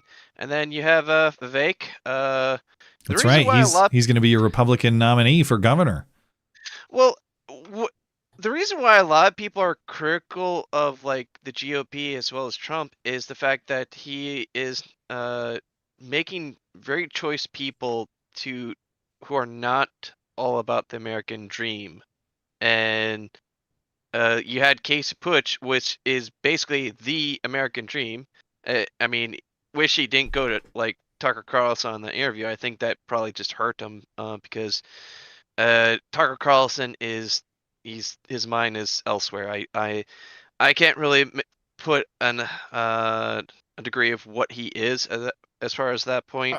To me, I think Tucker is trying to hold his cards as far as what he's trying to do, and anyone that really has a decent take about him, I think right now he's just interviewing a bunch of rando people. It has been like a shotgun of interviews upon interviews, and for the most part, just keep an eye on your midterm elections and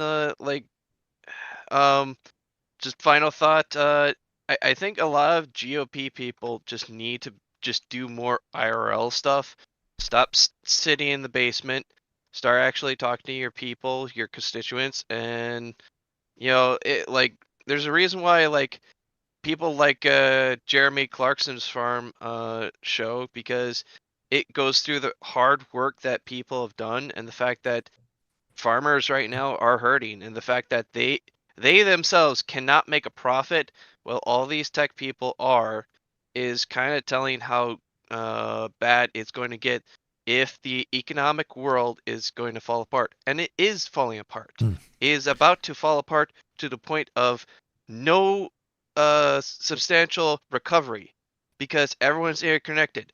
The reason why you get your butter from New Zealand, from Costco, is because everyone's all economically interconnected. And right now, that connection is very thin. It will break sooner or later. Make friends with your neighbors. And I gotta let you go. But if you have a quick word for Joshy Boy, you get it in. Right? Dark Knight was very good, and you need to work on your taste on movies. No, all those three movies were shit, and I'm standing by that. They were boring as all get out. I fell asleep multiple times trying to watch it. I don't understand anybody who enjoyed it. It felt way too preachy. I just wanted to see Batman punch people, so I just watched the animated film instead. Up yours. I'd like to say, I'm sorry, Christopher Nolan movies. If you don't understand anybody who appreciated it, you don't understand like 90% of people. Okay, I guess I hate 90% of people then. But Christopher Nolan in it itself is just his movies are so long and he trying to say so much, and I don't care. Did you at least appreciate Heath Ledger as Joker? No. There's only one. Look, listen. There's only one Joker, and that's always. And it's not Heath Ledger. Who the hell is it? No, Mark Hamill. In fairness, Mark Hamill was very good. He was good as a voice actor, yeah. But when I think of Joker, I think of him. But he's not even like has he ever portrayed the Joker as an actor, or is it just voice work? Just voice work. And it's fine. Like I remember him in Arkham Asylum or whatever. It was fine. Mm-hmm. I'm sorry, but it's just. But you got to give for the portrayal. Yes, the voice matters, but a lot of that is the video game developers creating the animation of that character. It's like not even that. Also the cartoons too. Yeah, like he gets credit for it, but it's not on the level of Heath Ledger and the physical performance. No, he just didn't do it for me. I'm sorry. Okay, all right. You're a faggot. We're moving on to. I did want to say... I got to catch up with some super chats. All right, Okay, I've left super chatters hanging too long. What's your final thought? No, it's the only thing about Tucker is that I like the guy, but his Protestant takes have really grinded my gears lately. Oh, that's what bothers you? All right. Yes. His Protestant takes. No, he says for some that reason I thought he was Catholic. I guess I didn't he's know. Protestant. I think he's Protestant, but he also says that we shouldn't make fun of Muslims. Like, dude, we should mock the hell out of Muslims. Well, I thought he was like, yeah. Right, he's like suddenly friendly with. I don't know. I don't follow Tucker closely, so I'm going to start talking things. Yeah, that was one of the other things that, like, oh, why does he suddenly believe this now? This doesn't gel with anything that he said over the last 10 years. I mean, I get he has sympathies for them, especially what's going on with Iran, but the Muslims are our religious enemies. I'm sorry. I do mock people like that. And you should. Well, over on YouTube, Orthodox Christian Andrew, here you go, Joshy. Here's a friend for you. I've started vibe coding with Claude AI, and holy cow, Batman, it's amazing. I'm building an app that organizes work orders and part distribution for the classic Land Rover restoration shop I work at. Now, is this a reference to Batman, this Batman, or is this a reference to Batman, just the Batman character? Do you know anything about Claude AI, Batman? I don't. No. Okay, so he's talking about the trilogy that Joshy Boy hates, Batman. That's what he's talking about. It's actually also a popular phrase, like, holy shit, Batman. Right. Holy whatever, Batman. Yeah. Yeah. That's cool. Yeah. Congratulations, man. I'm glad it's working out for you. AI has a lot of good use. It's not just stupid songs for this show and stuff, and it's not just building Terminators to come kill you in the robot future. It has a lot of very good practical application. So I'm glad to hear it. David Boxstans. I'm so old I remember when Green New Deal fans loved expensive gas. There's no such thing as being too hypocritical. Now, that is irritating me right now. Not everyone, okay? Gas is too high. Like you said, Josh, I need to bring back the why the fuck is the gas so high bit in the start of because it's been a while now. Yeah, it's 426 where I'm at now. Right. So I'm not saying who would complain about gas. Yes, it's too high. You should be complaining. You should be holding the president accountable because his actions have created that. Hopefully it'll be resolved and hopefully it was all worth it. All right. Mm-hmm. However, I am not going to take any lectures from the people. They act like we didn't live through the Biden years. And I like nobody remembers gas being this high as recently as like 4 years ago, and we were told we all had to sacrifice for this and that, and it was good. Well, now we're being told we need to sacrifice for a non-nuclear Iran in the Middle East and all that. And whether you buy that or not, okay, but it's the same thing for a different reason. And the people who told us it was great before, oh come on, you just gotta buckle down. You gotta. Now they're acting like the gas prices are a disaster. And yes, they are extremely consequential for a lot of families. And even if you're wealthy, it's consequential for you insofar as it's going to eat at your pocketbook regardless. Mm-hmm. But I can't go nowhere. But it is pissing me off to hear people who had no problem with the Biden years suddenly very angry about gas prices. Mm-hmm. It just shows you they don't think for themselves. They're pulling talking points from other people. Yeah. Fun fact about those guys, right? Greenpeace. They're also responsible for the reason why Lego sets are expensive. What do you mean? So a long time ago, Lego made a deal with Shell, and their sets were supposed to be more affordable. But Greenpeace disrupted that by protesting a lot, and the deal fell through. Yeah. So now they have to go through another means, and that's why the Lego sets are expensive. I know this because I'm a professional Lego set builder. Well, Legos are kind of expensive. We buy them for our older son, but I never understand the people who bitch about Lego prices. Like, what was it I saw where they were bitching about like the Lego Titanic costs like $600 or something?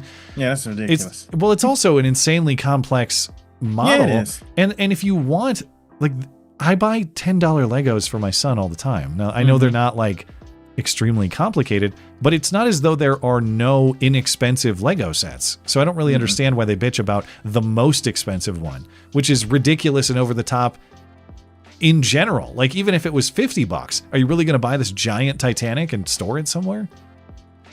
I just if you're don't get a collector, that. Yeah. you buy it anyway, and you just build it just so you can show off your collection. Yeah, I don't know. Anyway, so Ryan that's Allen, niche market. Yeah, it's just I don't understand that. Like, yes, you look at the most expensive Lego and complain about it, but there are people expensive ones. have no problem spending $100 or so on shoes. They never complain about that. Ryan Allen, you can fire Josh. You can fire Joshy for his Dark Knight views. It's the best Batman we've ever had. Well, first of all, thank you. I am not going to be niggardly. Look, y'all can come at me all you want to. I'm right and you're just wrong. Those movies are shit. They're not shit, dude. I don't understand that at all. Like, I'm not a huge Dark Knight fanboy. Like, the entire Batman universe, I'm not huge on. But that Heath Ledger performance, it's not just conventional wisdom. That is genuinely, certainly one of the best villain performances, but one of the better acting performances I've ever seen. It's just an incredible performance. He got an Oscar for it.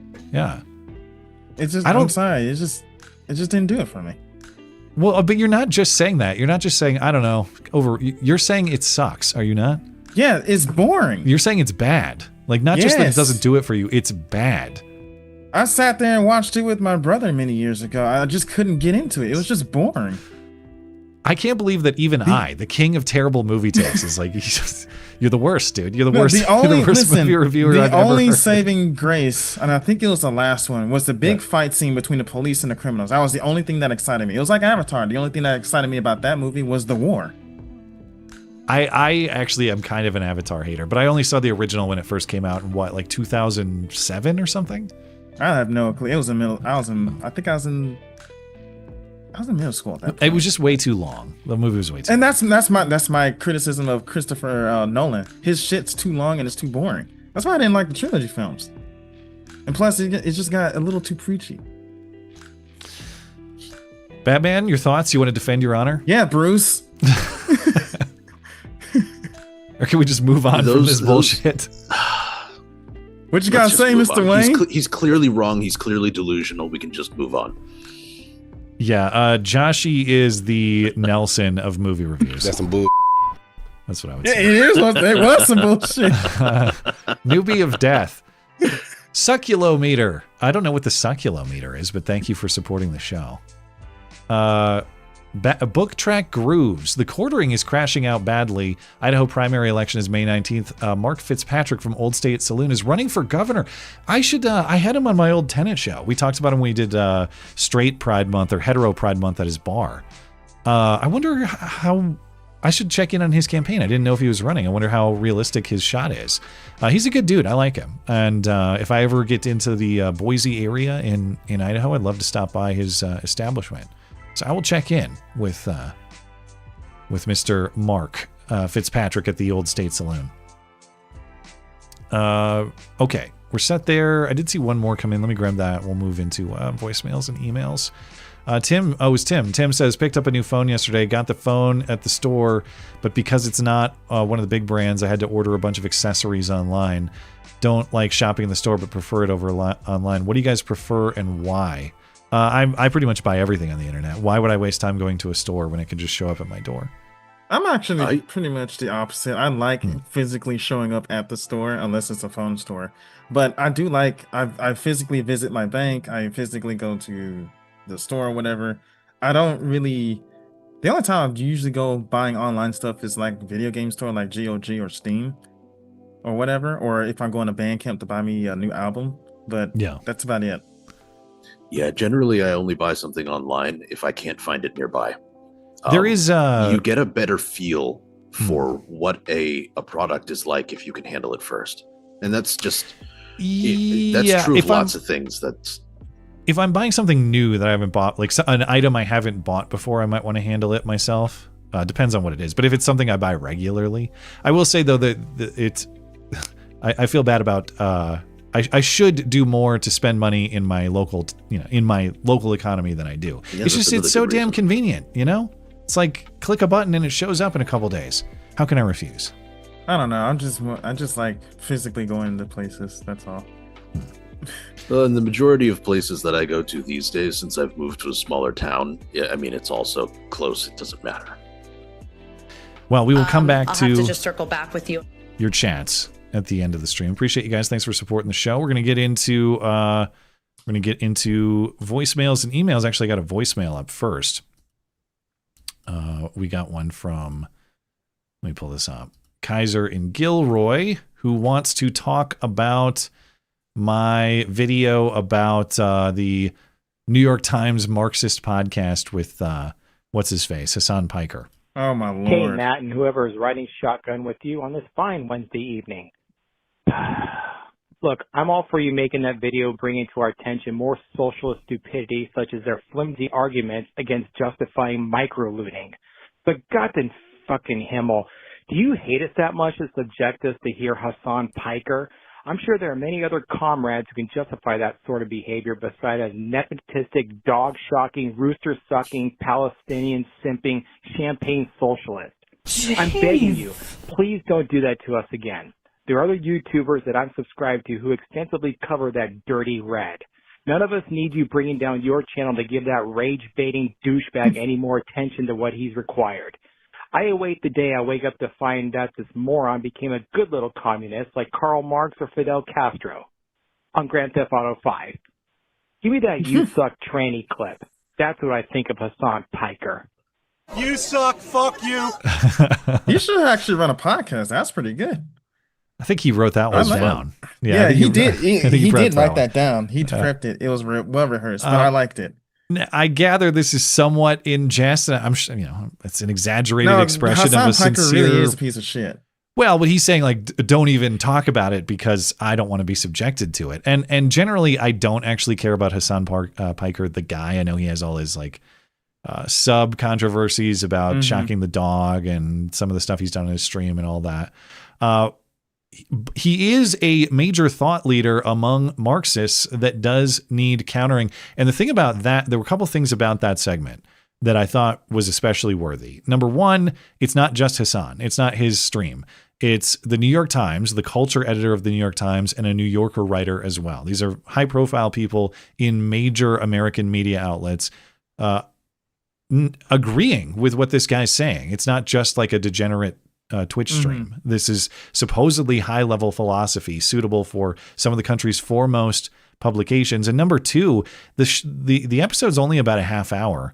But if you really want a concise piece of listening that shows you how these people have no actual moral framework, no objective morality, no moral rules, there are friends and enemies only, and whether an action is right or wrong, killing, stealing, you name it, just depends on whether the person is my friend or my enemy. Now, they'll pretend there are all these little distinctions about, well, I only steal lemons from Whole Foods.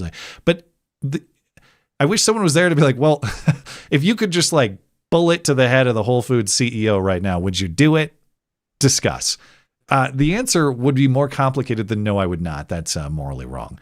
So I thought it was worthy of discussing. And I will say, I know you're kind of joking, but I think that's the first time I've ever talked about Hassan. I don't think maybe in passing on a stream if someone chatted about him or something, but I've never I've never done like a serious piece of counter philosophy, whatever you want to call it.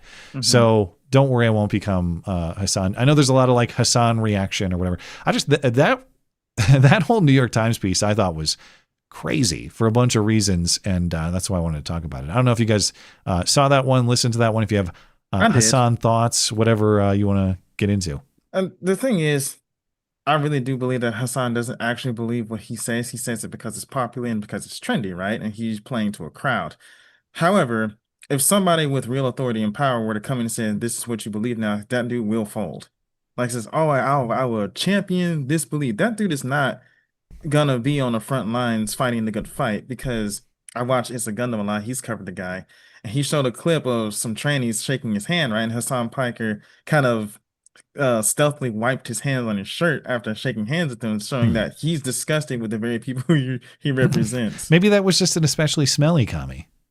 No, that dude thinks he's above even them. He doesn't actually care about them. He's a well-off socialist, or what we call a champagne socialist. I don't know anything about the guy personally. I know what I heard on that on that show, and it was pretty incredible to listen to. Yeah, of all the things that he has said, it's the shocking his dog that gets him in trouble. That is ironic too. Yeah, it is ironic. Yeah. And Hassan Piker is a demonstration in the multi-tiered way that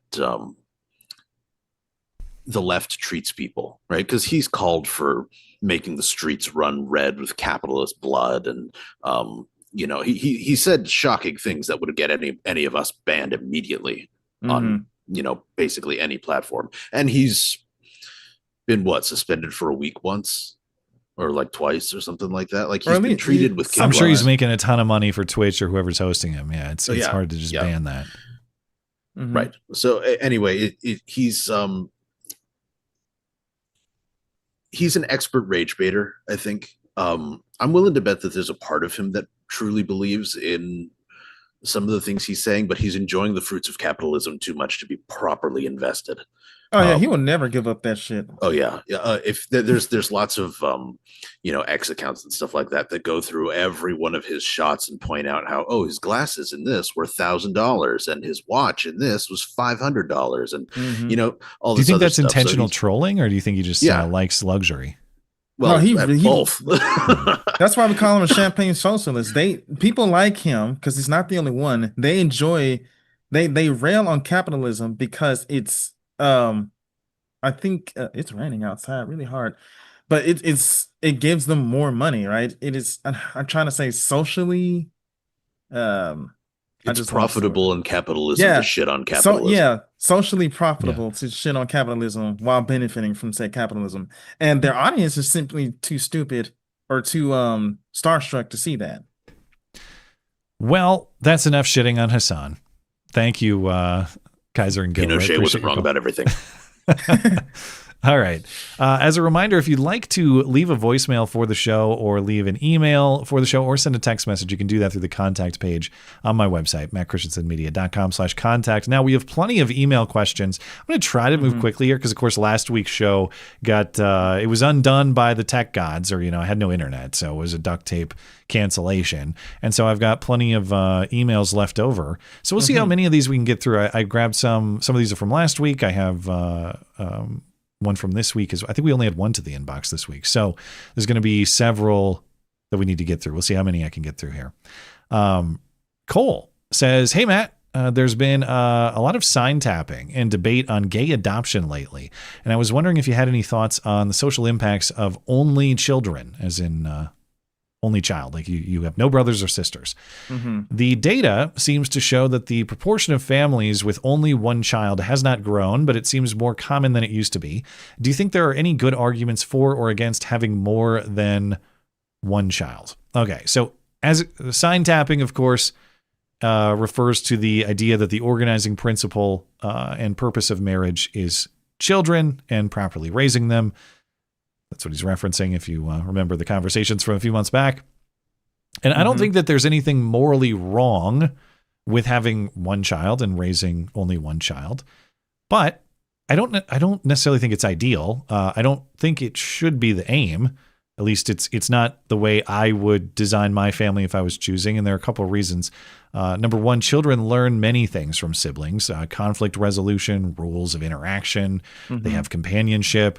But number two, I think even more importantly, because of course you can get your only child plenty of social interaction if you need to.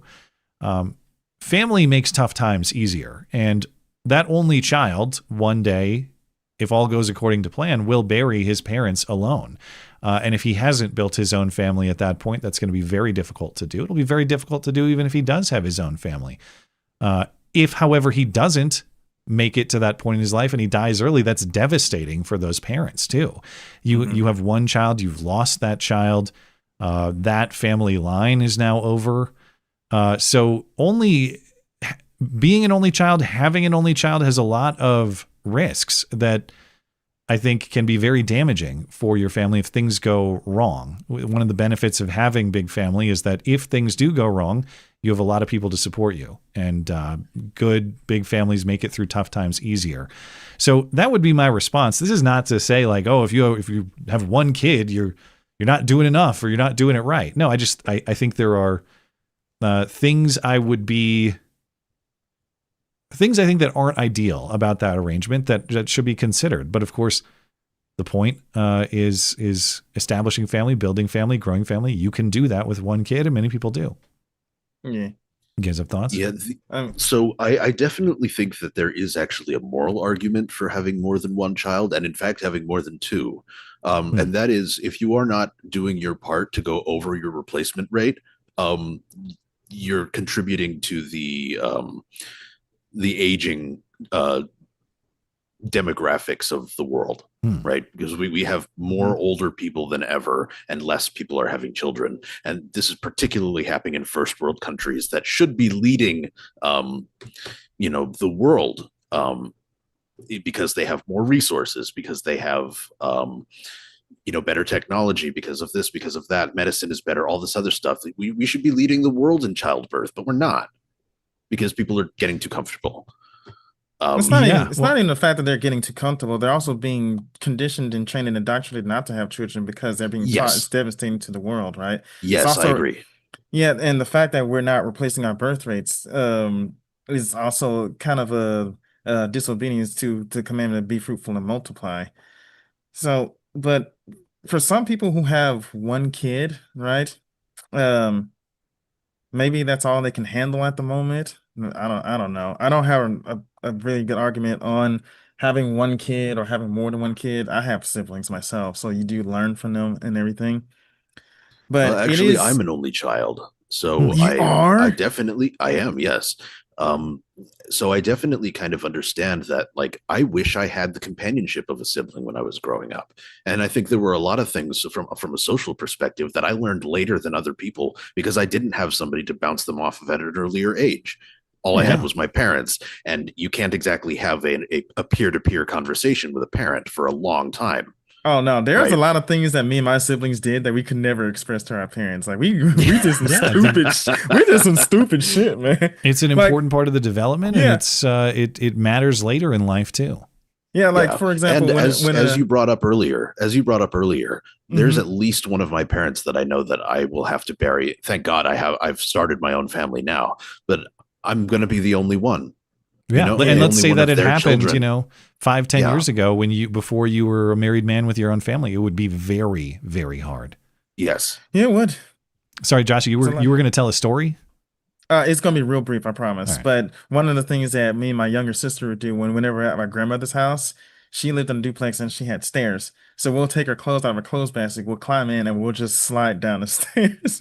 we're some dangerous Thank God. kids. I thought you were going to say you and your sister used to sit around and hate Batman movies and rip on Heath Ledger. No, oh yeah, he did way better things. Yeah, we did way more important things than watch trash movies all day. All right, thank you, Cole. So Molly Ann, very clever. Big fan of your work at the Leering Center. How has Trump's second administration performed relative to your expectations? If you had to place your expectations of him on a scale of 0 to 100 and his current performance on a scale of 0 to 100, okay, expectation versus performance. All right, where would they be? What about Biden's presidency relative to your expectations of him? So relative to expectation is a big qualifier here. I didn't expect perfection for Trump. I didn't expect every promise realized. He's a politician. They never do. So I guess if I had to grade my expectations for him, I would say like in the 75 range. Expectations were high, but not unrealistic. I would say right now he's lower than expected. Good. I would grade well on the border. I would grade poorly on right now with the right to adjust this as maybe things develop better going. I would grade somewhat poorly on, not somewhat. I think economy is below expectation. I get it. The stock market's rallying and all that, but consequences of high gas prices and persistent inflation for American workers, American consumers, that's rough. Overall, the Iran war seems to be a little bit of a debacle. Maybe that'll get fixed. Epstein files debacle, really everything with the DOJ before Pam Bondi left.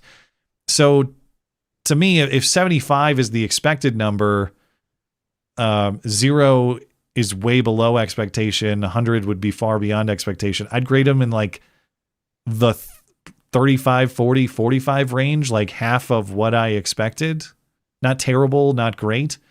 Good things have happened. They deserve credit, but I am underwhelmed at this point. I hope that changes. For Biden, it's difficult to grade because you expect crap, and then you got arguably worse. So I expected like, can we get like a 10 or a 20? And you got like a 5, maybe a 0. I mean, what if there wasn't anything good that happened under Biden? The only thing I can say under Biden is like, well, we didn't get militarily involved ourselves but we basically did by proxy through Ukraine and by paying a bunch of money to Israel. And it's not like we weren't involved in global conflict. We just weren't dropping the bombs ourselves. So even if I expected crap, I feel like I got much. I expected a 10 and I got a 5 on a Biden, or maybe 0. I don't know. What do you guys think? How would you grade the two presidents' expectation and performance? You want to go first, Breeze? Sure. So when it comes to Biden, I'll start there. My expectations were, I don't know if I'm allowed to go below 0 on this grading scale, but I thought he was going to be shit because he couldn't pronounce his own fucking name. So then he got into office and what do you know? He was shit. It was right where I expected it to be. Trump is a little bit more complicated. My expectations for him were very, very high. I mean, I knew he was not going to be perfect. Nobody is, like you mentioned. But I I would say my expectations were very high, and honestly, I feel like his performance has been pretty great. I mean, you list all the things that you were disappointed about, but there's been a lot of great things that he's done too. What with ramping up with the deportations, the more liberal use of ICE, the border crisis was almost solved overnight. I mean, people aren't really coming in now because they know that there will be consequences. And that's exactly what we asked of him. I personally take a different stance on the Iran war, as you know. Yeah. I think there were a lot of good reasons to go in, and it seems like he is making short work of them. We're not that far into this conflict. I don't believe this is going to be another 20-year war. So I think this is a problem that will be solved within a relatively short period of time. So what's the number on the expectation and the grade? I'd say I probably would have expected 90, and I think we got 90. Wow. Okay. All right. I mean, yeah, but that would imply he's done wrong. Well, that's why it can't be the case, because if there are definitely things, are you saying there's nothing that he's done that's below your expectation? Yeah. Well, no, of course there is, right? But that's why it's not 100. Yeah. Okay. I guess I'm like, the scale is a little confusing here. Well, I knew going in that he was not going to be perfect, right? Yeah. So I gave him a little bit of leeway, and then he royally did jack up the Epstein thing. That was a major disappointment. Pam Bondi has to be more than -10. No, yeah, okay. You know what? Fine, I'll go 85. All right, all right. All right, Joshy, you got some grades, and we'll move on. Well, for Biden, I didn't really have expectations. I just knew he was going to be shit, and I was proven right. So, was he worse than you thought, though, or was he exactly what you thought? No, he was exactly what I thought. Okay, so some dude that the opposition could control, and that was it, right? Because I was all for Trump versus Sanders. I was ready for capitalism versus socialism. I was all hyped for that. We all got our dicks hard for that, but then we went completely flaccid when they chose Biden over Sanders. I don't know. I mean, in fairness, Trump continued a lot of Biden era spending too. So like yeah. It wasn't. It definitely was not pure capitalism versus socialism. But yeah, I get your point. It's lesser. Yeah, not as Marxist. Yeah. For Trump, he was just a better alternative to Kamala. So I expected him to do better than Kamala. I don't actually have a numeral scale. I'm definitely not happy about the Iran thing. Saying he did better. Saying he's doing better than Kamala would have done is really putting the bar on the floor of Satan's wine cellar. Yeah, but no, a lot of people are saying that his presidency has failed. It's only been like what, a year and a half. So I wouldn't. I don't think you can say that. Yeah, it's too early for that. But I think there are red flags. There are warning signs for sure. But at the same time, I understand that to achieve big things, you have to take big risks. Yeah. Nobody's ever achieved incredible things by doing nothing but safe things. So I'm going to give him a solid 60. Okay. And expectation was what? Well, there was none, right? Okay. So expectation was 0, and he scored a 60. Okay. Yeah, which is pretty good if I didn't really have that much for him. Thank you so, Molly. Appreciate you. That fucking next name. Holy shit. Well, let me see. Sodomy Jones and the LaDonna Crusade. I'll eat your dog with some rice, bitch. I work at a high school. Last year, the administration was very hard on AI use in the classroom since students were using it to cheat. At the start of the school year, the same administration has gone completely 180 degrees, talking about how AI usage should be encouraged since it can be helpful to assist students in planning, organizing, and accessing curriculum. From my personal observations, students still primarily use it to cheat. They're just not getting punished anymore. Avoiding the AI discussion itself for another time, my actual question is this. What motivates public institutions to make such rapid change or to make such rapid changes from one position to the other on an issue? My school did not have any teacher input via committees about whether we should change the policy or not. The parent organization was not consulted about this change, and no initiative was created to hold the school no initiative was created to hear opinions from students on the issue.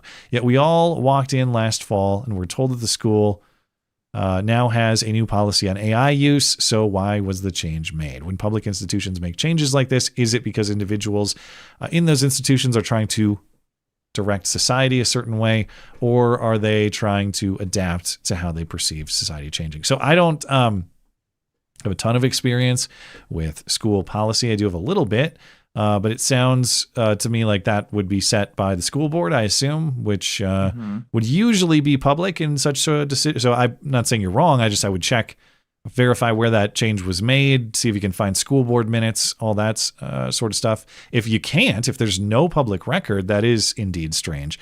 But I would encourage you and anybody who's interested to go to the school board and ask how that decision was formed, since any of my speculation about it would almost certainly be wrong. I could try to guess, but like, what do I know? I'm sitting at a desk hundreds of miles away. I have no idea what their process was or what their motivations were. And the great thing about like a school board is they are local to you. They are very accessible to you, especially you being a teacher in the district. You can just go ask them. And if they stonewall you and tell you, no, we won't describe how that decision was made, then you have a red flag. If you tell me I investigated myself and they will not tell me, then you definitely have a red flag. You have to start speculating. But until that investigation has happened, I'm not even going to speculate, because I don't think I'd have the right answer. And I think the right answer is accessible. You just go talk to those people, see what they say. You guys have thoughts on that one? Yeah, I think it just varies from school to school. Some may allow it, some may not. So I don't have much to say on it either. This kind of shit is why I just want to homeschool my kids. Yeah, I will. Go ahead. I don't even really know where to begin. Like this all seems.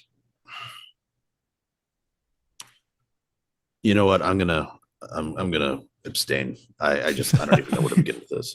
I will say that the last two questions, is it the institution trying to direct society a certain way or adapt? I will say it is a little of both. You do have institutes who do want to steer society in a certain way, but at the same time, I mean, technology is changing rapidly. So some people actually are trying to adapt.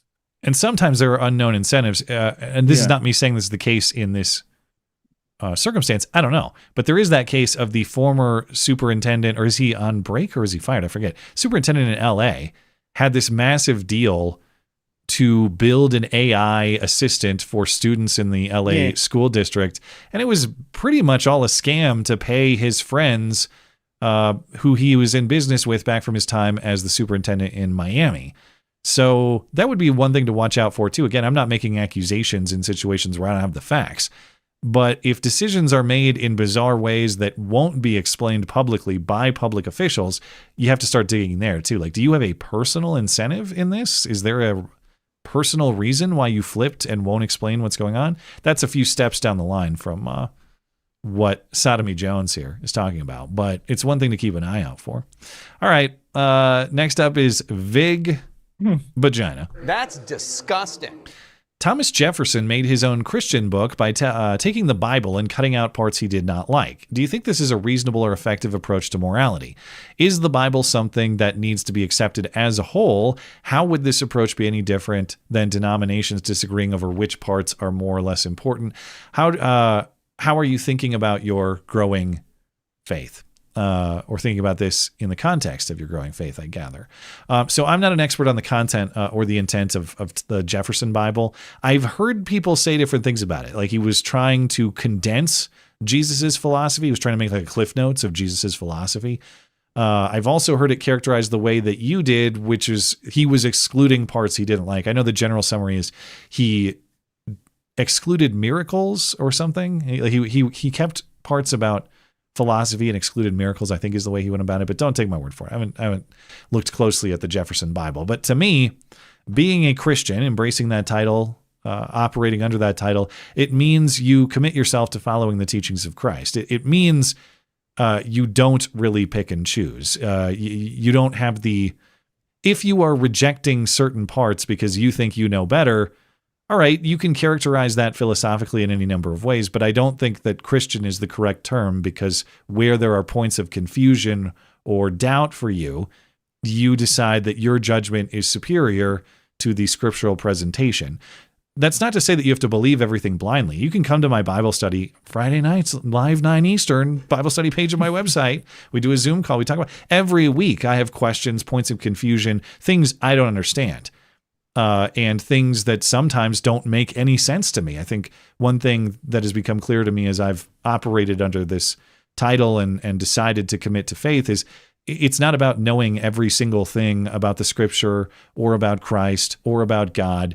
It's aiming your life, and it's deciding that you seek to understand these things within the framework of choosing to follow. So where I find things in the Bible, in our weekly study, or even in church that I don't understand or don't make sense to me, because I have embraced the title Christian, I'm going to seek to understand. I'm not going to reject and say, well, clearly that's wrong. I'm going to seek to understand until hopefully I do understand. Sometimes I don't. Sometimes I just don't get it. But I've made the commitment to follow this as the guiding North Star of my life. And so to me, if you reject certain pieces and say, no, that's wrong, you're free to do that. I'm not saying you can't. I just don't know that the term Christian applies in that context. Do you guys have thoughts on how one ought to navigate points of contention within the scripture? Well, I'm trying to figure out my words. I am kind of cumin right now, so I won't discuss too much. But for those of us in an Orthodox church, it's not just the scriptures itself, but we also rely on the teachings, the doctrines, the liturgy, the church body itself. There's a whole lot more to it than just scripture, which is why we have such a problem with sola scriptura. But that's just me. To kind of follow up what you're saying, my personal journey with my faith since I grew up Protestant, that's what actually led me to Orthodoxy. Yeah, I did get introduced to it by a lot of Orthodox Christians who debated, like Andrew and Jay Dyer and all that other stuff. They kind of talk about it and stuff, so I got interested in it and just kind of searched for it myself. But that's where I'm at right now. Batman, you have any thoughts?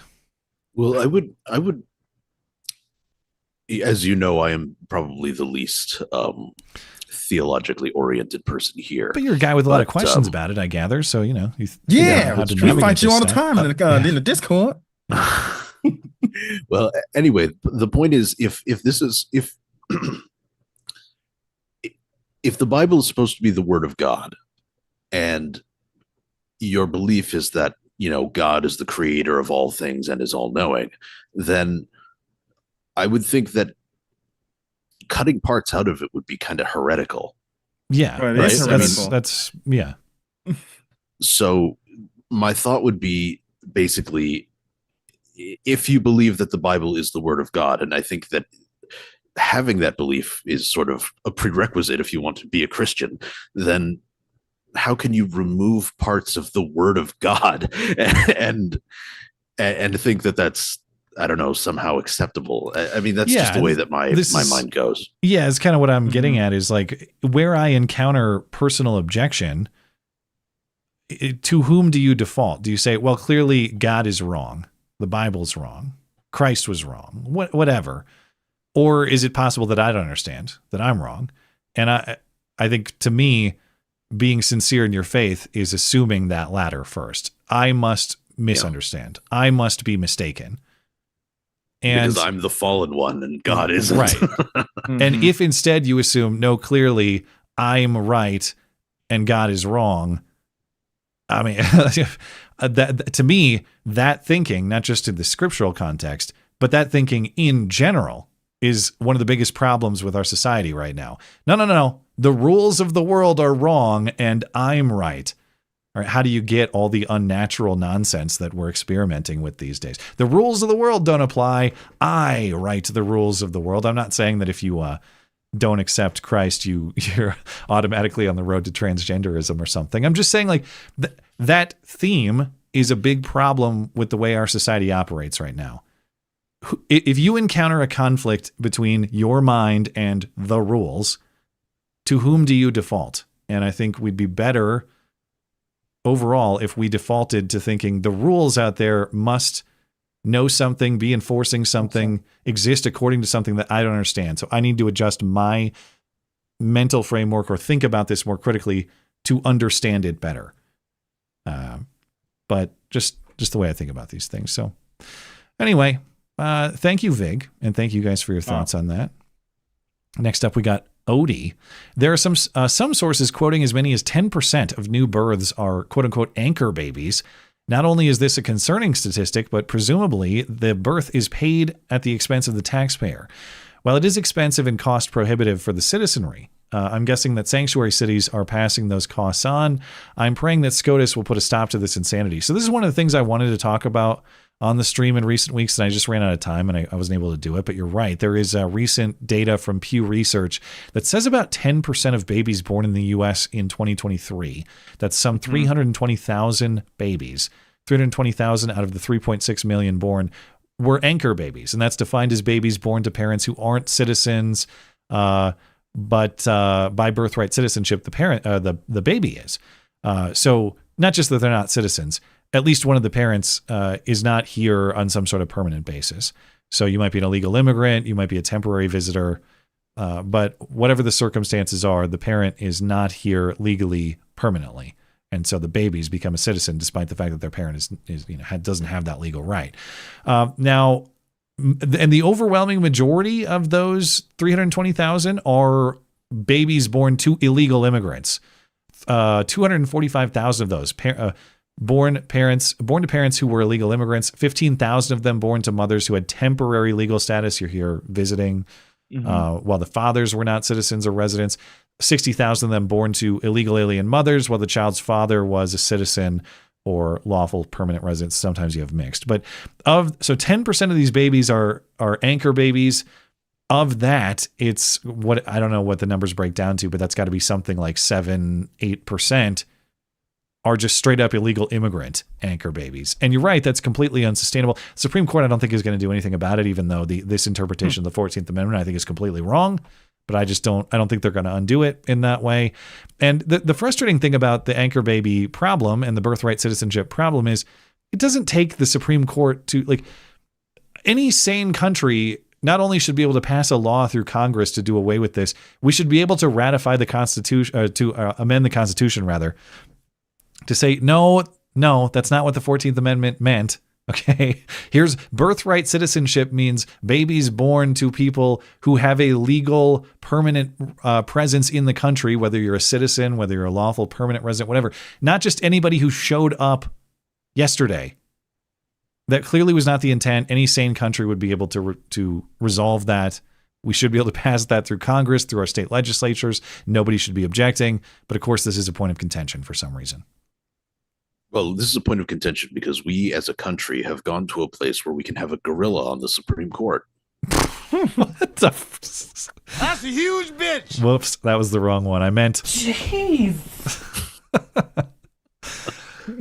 Oh, in fairness, said not to use the other word. I did say gorilla was acceptable. Well, yeah, so you permitted it. It's your fault. God, man. All right. So fair enough. You're following the rules. God, man. All right. Joshy, you have any thoughts on anchor babies or judicial gorillas? Yeah, from the well, not from the gorilla part, but I'm sorry. This is gonna sound real cruel of me, but if I were king of the United States, right, the babies go with the parents.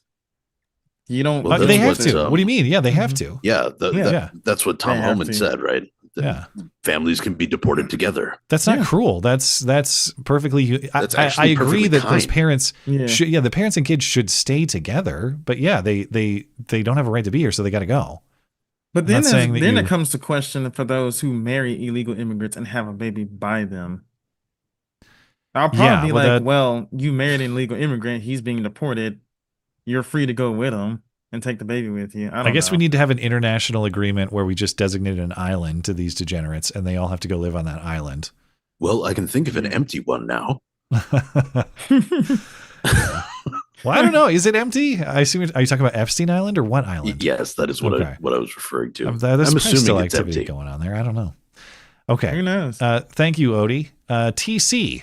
Matt, as a reformed leftist, can you explain the weird fetishism for Islam and Muslims that the left has? The belief, they believe the opposite in just about every subject, but the left embrace them at every opportunity. Now, it's been over a decade since I last voted Democrat, so it's hard for me to remember. But even in my left-wing days, I was not an Islam fan because it's contrary to pretty much every value I held, still is.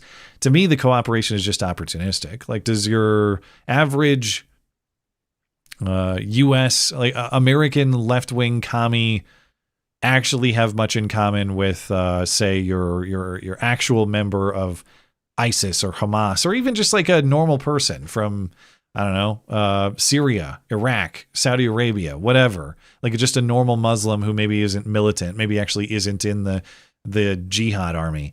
No, if you sat down, I don't think they would agree on a lot of things, but they both can form a useful alliance in that they want to be enemies of the American establishment. And so to me, it's just pure opportunism. They both hate the same enemy, so they shake hands on that point alone. It's simply a power deal, nothing more. And so that's the way I would explain the alliance. But what do you guys think? Basically, the alliance only holds insofar as they have a common enemy. Yeah.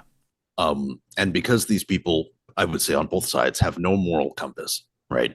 And all they do is see things in terms of black and white, friend and foe. There are no acceptable tactics, only acceptable targets. They work together because their common enemy is you and your country and the Western world and Western values and all that stuff. And the moment that that enemy ceases to exist, which I don't think is going to happen soon, but say, for example, they're somehow victorious, they will turn on each other immediately. Oh, yeah. If they actually shared a country. Yeah. Here's the thing, that for Islam, the left is just useful idiots. The left vote for policies that allow more Muslims to infiltrate more countries. Like take That's Western correct. Europe, for example. It doesn't benefit them. It's just, yeah, in a way that if they had no more common enemies to fight, it's not even just Western nations. Right? Some of it is also Eastern nations. But once they, I don't know, take over or anything, is that I do consider Islam more of a threat than leftism, because anybody who doesn't really believe what they believe in are killed, and I think the left will fold to them. There's also a kind of a racial element. I mean, the to it. commies do that too, though. Yeah, It's going to be a good war if it ever comes to that. I'll tell you that much. I guarantee you that. I know the communists killed a lot of people, but Islam is far more effective at that. But there's also a bit of a racial element to it of why the left likes Islam more than that, because they see Christianity as a white religion, even though it was in the Middle East, right? They see anybody who's Muslim is automatically considered to be an Arab or Middle Easterner, which is, a Muslim is just a follower of Islam. Anybody can be one. But because it's mostly associated with the Arabs and everything, they said, well, we can't be Islamophobic because we'll also be deemed as racist, because anybody who isn't white is automatically sacred. So that would explain the fetishization, even though Islam, Yeah, it could be, because Islam certainly is there are weird white Muslims, but they're rare. You ever see those weird ginger Muslims once in a while? Yeah, they're full of shit. And a lot of them are just cultural Muslims because they think it's cool. Thank you, TC. Be humble. I finally thought of a good thing to say instead of suicidal empathy, white empathy. It works because it's accurate in that it's a type of empathy that only white liberals claim. It will also instinctively make progressives defensive, as the worst thing a progressive can be is white. Bingo. Now, if people remember, Be Humble has had a long-standing dispute with the term suicidal empathy, both strategically and as an accurate descriptor of the phenomenon. And I don't dispute the premise that this is a predominantly white female phenomenon, as in we should sacrifice everything to perceived victims regardless of moral truth, regardless of principle. We should bend the knee and put our heads on the chopping blocks to save the supposed victims of the world. To me, the white empathy thing does sound more politically branded than philosophically accurate. I don't know. The core of the philosophical problem, I don't think is strictly racial, even if it does have racial tendencies. But there is a strategy in making it. It depends what you're trying to do. Be humble. Like, are you aiming for a political strategy, or are you aiming for strict definitional accuracy? Because I think as a political strategy, it makes sense. I don't know if with definitional accuracy, what we're talking about is just a white problem as in defined by race that way, even if it has racial tendencies. I don't know. What do you guys think? I know white women aren't the main target. They're sure the loudest at it, though. Think about all the... They really are. I can think of some women of color who are pretty loud. Well, yeah. Well, just come to my neighborhood; they're all over the place. But the thing is that when you typically see bitching and moaning about injustices and everything, it's usually a liberal white woman who is in her car with her camera on, screaming into it, losing her mind. And think about how. Yeah, I know they're featured the most. I'm sorry. That video is just she just came out of nowhere. That will never not be funny. She just she was an actual bird. To your point, yeah. She just materialized out of nowhere and started squawking like that. But that's the thing. It is mostly liberal white women who do that, even though it's not just them. They're the most vocal out of them. So you're on board with white empathy, yeah? Sounds like it. Yeah. Okay, Batman, you on board with this? Yeah, I mean, it works fine. I think they both work sort of interchangeably, but yeah, I'd say it works. Thank you, Be Humble. Willie Sniffermuff. Willie Sniffermuff. What's with these names? I think he will. Willie, what's his name from San Francisco? Willie Brown will do it with his mustache. Willie Sniffermuff.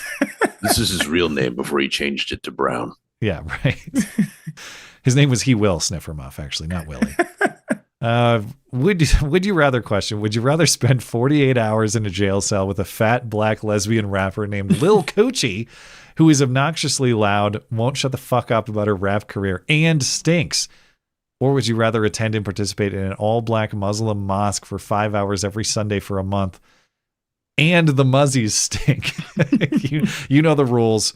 Thanks, Matt. I love you guys. Well, if they both stink, it's just like a push in that regard. Like, why the stinkiness I have no way to opt out of, so we don't even need that detail. But assuming Lil Coochie sleeps like a normal person, she might snore. I don't know. I would actually take the 48 hours because it's condensed. Now, I know you're going to spend less total hours by doing the Black Muslim church, but to me, like, the condensed 48 hours is less time commitment in my life overall, because I got to do this church or this mosque thing for a month, and it's like half the day once a week for a month. So I'm going to do the jail cell with Lil Coochie. You guys agree or disagree? I would probably do Lil Coochie too, only because I'm used to it. That's just a normal evening. That's like every Tinder date I have. Well, I grew up with that shit, so you learn to just let it ride. Right. That's this is just status quo. You're much less likely to get blown up in the 48 hours in a jail cell. Okay, there's that too. You might. And who knows? Lil Coochie might actually be good at rapping. You might catch a stray from a sideways Glock, although they probably won't let her have that in prison, I would assume. Probably. But hopefully they checked closely. Dude, like I said before, that's probably nothing to me. I rode public transit. Everybody stinks on that thing. But I don't know. I just grew up around it. That's 3 votes for Lil Coochie. Yeah. Not everybody stunk, but I'm just used to loud, obnoxious, well, my community. That's it. Thank you, Willie. Enjoy your muffs. Chris to the J. Following the Virginia referendum results, the redistricting there, I posit the following actions. Return D.C. to so-called squarehood, as in remove Arlington and Alexandria area from Virginia. State electoral, that's interesting. Make those places DC, I guess is what he's saying. Anyway, state electoral colleges for statewide votes, governor, senator, referendums. Wyoming rule for House representation, harder to cleanly gerrymander it. If a state has more seats, or make it more consequential. Purple states with current Republican legislatures ought to adopt the Nebraska or Maine electoral voting systems, especially if the state has a history of voting Dem, as in split up your electoral college vote allocation by congressional district is how they do it. We must remember our system was built on the built to be run bottom up, not relying on the Fed. The same still holds true because careerists got their start locally. Impact them there has a downstream effect. So I don't necessarily oppose any of these automatically. I would say as long as the states retain control of all of these measures. I don't want the federal government forcing states to adopt certain rules like their own electoral college system or something like that. As you say, the proposal to split electoral college votes is a little bit tricky. That can burn you, but you've clarified like this should only happen in states where Republicans control and they have a tendency to vote. Or wait, how did he clarify this? Let me see. Purple states with Republican legislatures should use the Nebraska or Maine systems, especially if this state has a history of voting Dem. Okay, so you're saying that this would be a way to pick off some electoral votes from states that commonly vote Democrat. That makes sense. You do want to be careful with that one, though, because you can get burned with that. Now, if you're curious about what the Wyoming rule is, which I've not heard of this, but this is a proposal to say that congressional districts should be the number of the ratio of representative to population should be based on the lowest population state. So that's currently Wyoming, and their population is like 500,000 people. I forget what it is, but that would mean that all other congressional districts should be roughly equal to the population of Wyoming, or if another state becomes the least populous, it should go that way. That's kind of an interesting rule, although that will expand the size of Congress, according to this write-up. If you wanted to do the Wyoming rule now, it would result in something like 540 seats in Congress. So is that better? Is that worse? I don't know. Like, does that decentralize DC power, or does that just make for more people to corrupt? It's an interesting thing to think about there too. I don't know. I mean, I'm open to all these ideas. Do you guys have thoughts on these? I think they're good, bad? I have no clue, so I'm not going to really. We need a king. Much. Where's the king? Yeah, every time somebody says, "Oh, we should do this and we should vote this way," it's like, no, you just need a monarch, okay? You just need a monarch. It has nothing to do with the whole V8 thing. The problem is that I've heard arguments that, well, only those with stake in the game should be able to vote and all that, like landowners and stuff. And said, well, we did have that, and look where that got us. Well, we had a pretty great country for a while. When we gave that up, yeah. And it's gonna happen again. Even if we return to that, the pendulum is just going to swing the other side eventually, because the question then I have is like, okay, let's say a bunch of leftists have skin in the game. They're just going to vote the way you don't want. But the leftists never have skin in the game because they don't produce things. Corporations do. Well, yeah, but corporations aren't really leftist. They're not. They want to make money, and for the last X amount of years, they just saw dollar figures in the rainbow agenda. You know, they didn't actually. Nobody in a boardroom actually gave a shit about George Floyd or the rainbow people. They just saw dollars to be made. Yeah, but the only people who cared about that shit that are in the corporations are the bitches in the HR department. Yeah. Yeah. But still, though, I mean, you'll just run into the same problem. You can redistrict and rework this and that and everything. Eventually, it's going to collapse. I've never thought about this. Remove Arlington. Okay, so Arlington and Alexandria, but that's my other concern. Like, we're making DC bigger. Then part of the problem with DC is so many people live there and they want their own statehood. I get if I lived in Virginia, I would want Arlington and Alexandria to get the hell out too. But expanding, if I'm understanding this correctly, expanding DC's boundaries and the amount of people who live there, that also has a lot of downsides. Even though Virginia would benefit, but that kind of worries me too. Anyway, thank you for the thoughts, Chris. And lastly, we got Taker 610 on YouTube. I was surprised when Gavin McInnes was the guest Sunday. Of course, this was a Sunday, 2 Sundays back, because he was a guest on an entertainment podcast some time ago called Friday Night Tights, in which he left the stream by making it look like he had quickly exposed himself while leaving the stream before he signed off. Is it weird? It was weird, and the other hosts were not even sure what had happened. Now, he didn't try any funny business when he was on with us, except for he did the character bit for the start, the costume character. But since it wasn't live, there was no flashing opportunity. Had he just whipped it out, I would have said, please stop, and I would have cut that out. I would have never aired it. The threat was never possible. And I don't think he would. Matt Palumbo and Gavin have been friends for some time, so that was a fun experience. And I haven't spoken with Gavin previously, but it was nice to make the acquaintance through Matt Palumbo. Anyway. Yeah, that surprised me you had him on as a guest. I mean, I haven't really kept track of him since my early days of being, I don't know, I guess interested in politics. He kind of struck a chord with me, not a chord, but he kind of hit a nerve or whatever, right? Because he was kind of anti-fun at one point. Like I don't know if he was joking or not, but he said, I don't even read fiction. It's like, you just sound really boring. Well, a lot of this, Gavin is a guy that's very hard to tell what's serious and what's a joke. Looking back on it, he has a dry sense of humor. Yeah. I think he was joking way back when, but I didn't know that way when I was younger. So, yeah. No, I don't think he's actually a fun police guy. That's not my read on him. I mean, obviously not. He does a bit where it's supposed to be fun, right? So, yeah. All right. As a reminder, if you'd like to send an email to the show or a text message or a voicemail for that matter, you can do that through the contact page on my website, mattchristiansenmedia.com/contact. Thank you to all the emailer submitters for your patience with the missing show last week. And now we're all caught up, which means we need more voicemails, more emails, more text messages for the show next week. So if you'd like to participate, that's the way you do it. mattchristiansenmedia.com/contact. All the resources are right there. And we're going to catch up with Super Chat, and we are going to call it a night. So over on Rumble, Ginger Ninja says, Nougat, please. I thought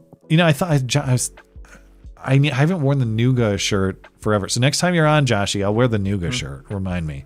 It's been a long time since I've celebrated my favorite baseball team. Jersey. I'm still pretty bitter about that because the fucker who complained about it doesn't live here. He just he did not live here.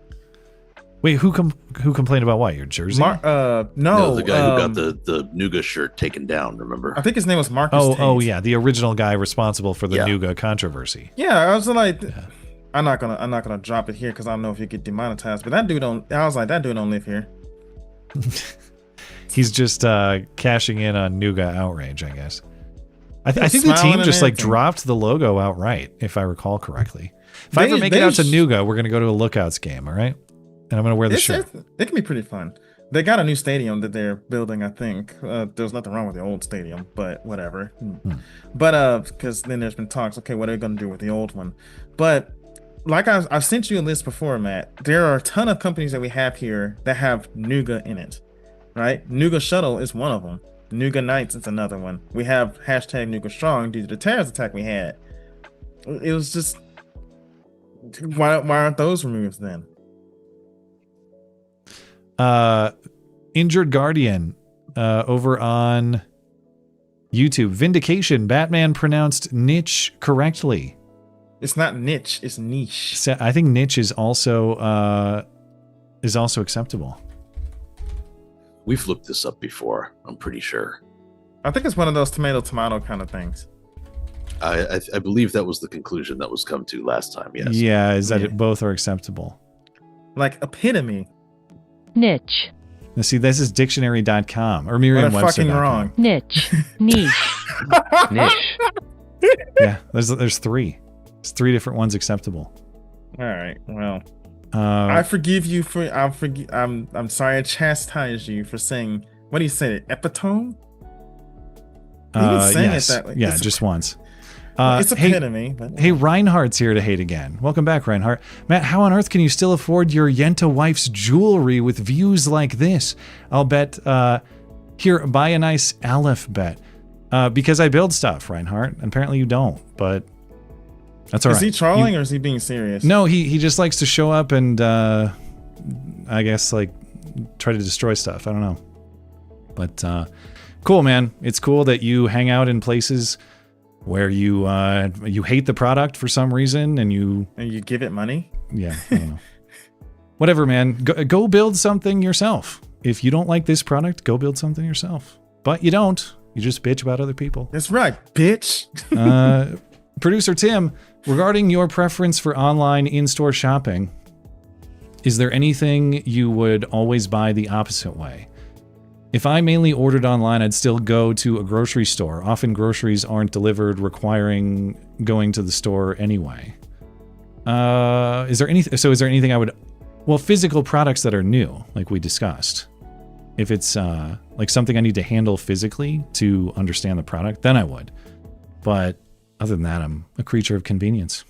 I don't know. I'm just not a big online shopper, except the stuff that I mentioned. Right? I play all my games on a PC, which is the only real way to game. And some of the musical artists I listen to have a Bandcamp that I buy and download their music from. Like I've just been really into medieval music lately. Yeah. Toric Roma. Funny enough, Iran is an example of the end state of the Red-Green Alliance. The commies and the IRGC allied until the Shah fell.